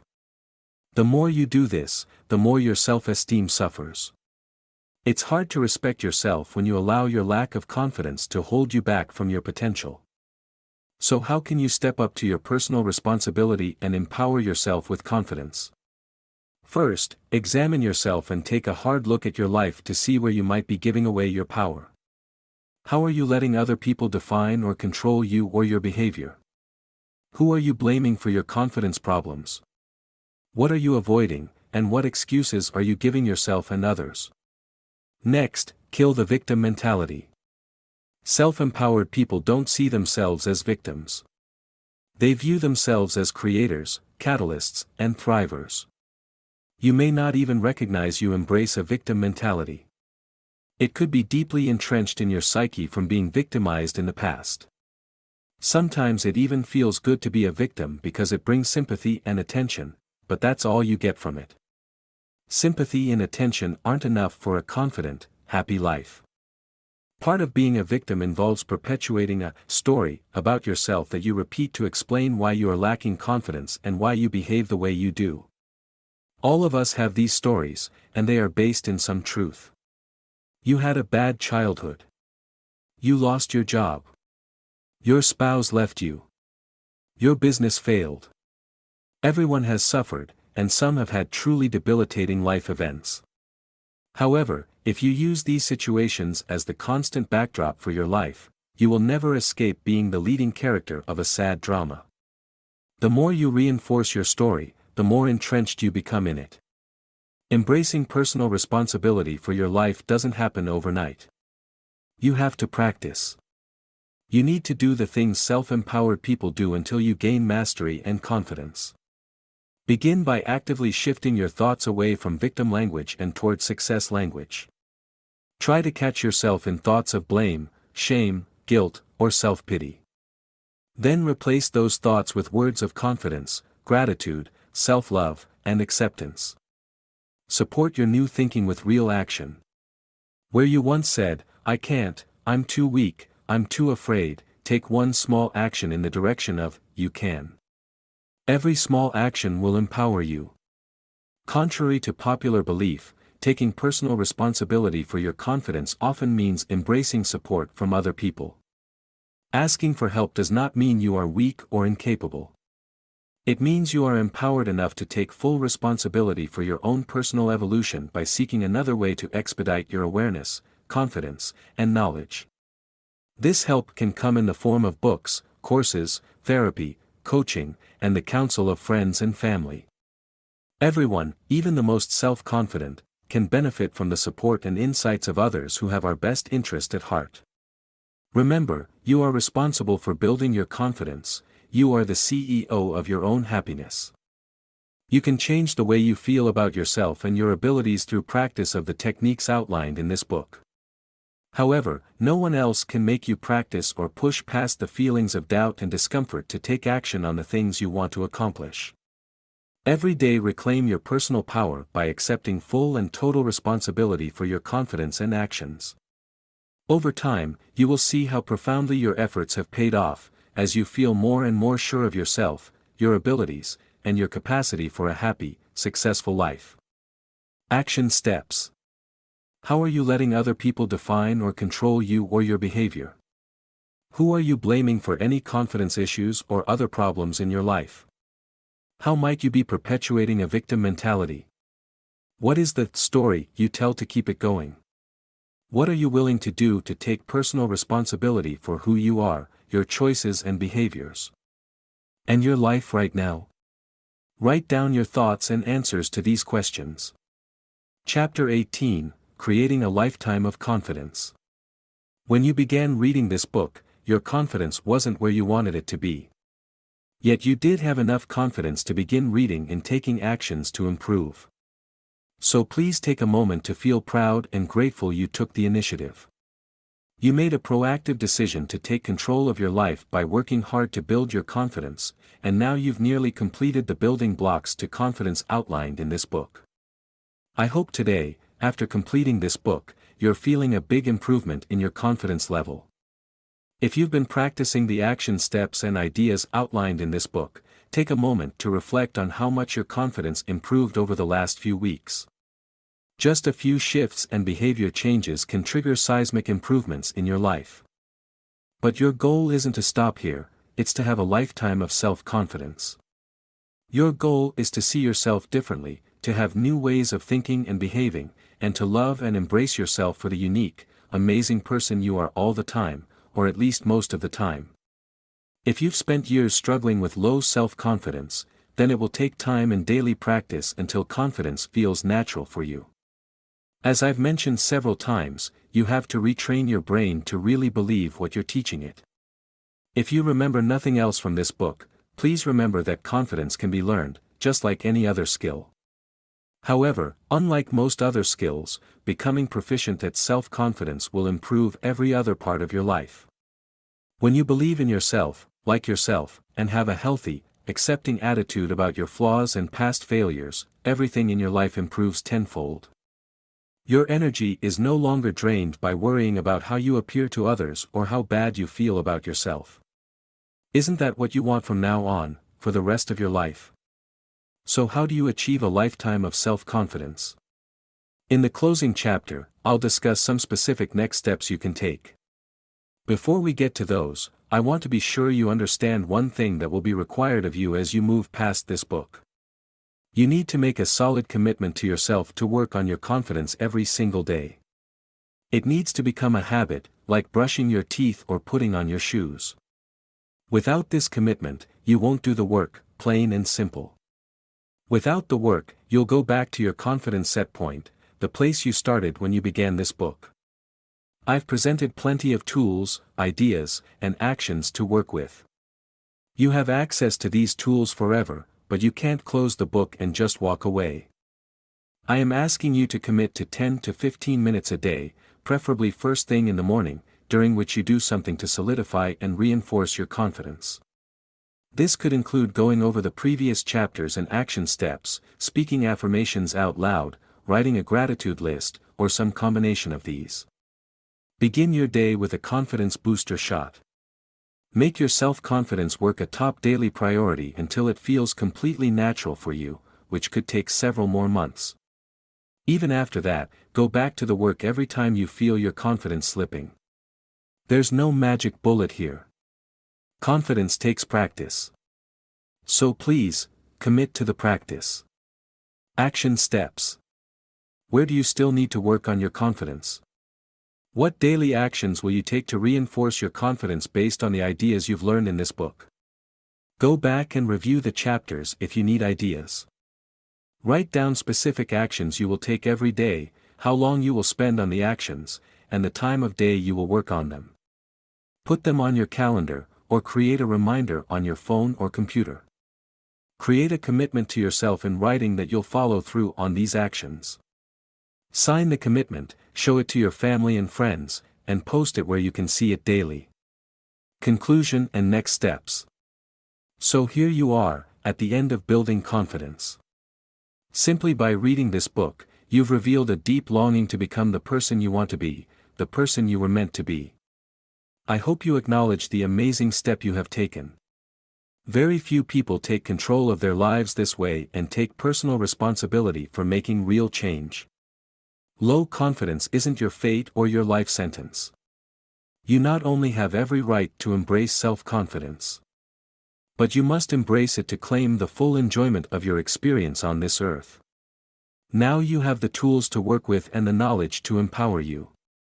Now you see yourself more clearly, what's been holding you back and how to move forward. Days or weeks after you finish this book, it will be easy to slip back into old routines and old ways of thinking. Your automatic responses to life's difficulties or fearful situations will try to creep back in. You've spent years building these responses but just a short time trying to undo them. You'll need to maintain your commitment to practicing the new skills you have learned and the new ways of thinking you've adopted. Continue with small confidence-building goals until your confidence is at a level to tackle more challenging goals. Over time, the self-confidence mindset will be your new fallback position. You will see that life ebbs and flows, with good times and disappointments, but your confidence remains steady. I would like to leave you with a few reminders and next steps as you continue on your journey towards self-confidence. Remember, rarely are your beliefs about yourself the truth, the whole truth, or nothing but the truth. Challenge your negative beliefs with evidence to the contrary and substitute old beliefs with new, positive thoughts. Recognize that you are not alone. Everyone has suffered or still suffers from self-confidence issues. Self-confident people are those who have taken enough actions in spite of fear so that fear no longer has a hold on them. Play to your strengths. Acknowledge them and be grateful for them. Work on your weaknesses, but view them as small children who need your love and understanding, not shaming. Everyone has areas of strength and weakness. Some people just tend to focus on one or the other. Acknowledge the role that past events or wounds have played in your current life experience. But don't dwell there. Do the work required to heal from trauma, but keep focused on the reality of right now, as well as the goals you want to achieve. If depression or anxiety prevent you from taking action, make getting better your first priority. Go to the doctor and/or a counselor. Don't put this off. You can't grow into a self-confident person if you are constantly feeling depressed. If you suffer from approval addiction, go back over Chapter 7 on people-pleasing, and keep working to detach from the need to please. When you approve of yourself, others, who matter, will be naturally drawn to you. Keep your personal operating system and core values in a place where you can see them regularly. If you stay true to these in your decisions and actions, you can't go wrong. Make practical use of these every day. Exercise always makes you feel better about yourself. So does eating healthy, socializing, spending time in nature, connecting with your spirituality, and being creative. When you are feeling bad, do one of these things. Stay out of your head as much as possible. If you are prone to negative thinking, practice the rubber band trick and reframe your thoughts. Then go do something. Action is creative and moves you forward. If you want to feel confident about a skill, practice, practice, practice. Nothing helps confidence like mastery and accomplishment. Revisit the strategies in this book every day, until its self-confidence feels natural for you. Keep notes or a journal about your goals, actions, and accomplishments toward confidence. Remind yourself of what you have accomplished and what you want to work on. Keep this book as a lifetime tool to help you stay on the self-confidence track. Finally, remind yourself of how many days you have left if you live to age 90. Go on, add them up. It is a finite number, and one day you will reach the last number. How many of those precious days do you want to give away to self-doubt, anxiety, and fear? How long will you hold yourself back? Every day, Mentally place your fears and doubts in a box and put them up on a shelf. Then create each and every day exactly the way you want it, without the presence of fear and doubt. One day you'll revisit this box and discover it's empty. Your doubts and fears have disappeared because you were too busy living a confident life. Thank you so much for joining me on this confidence-building journey. You have something vital and beautiful to offer the world, your community, your friends and family. It was my pleasure to support you on this path and help you embrace the amazing, confident person you are.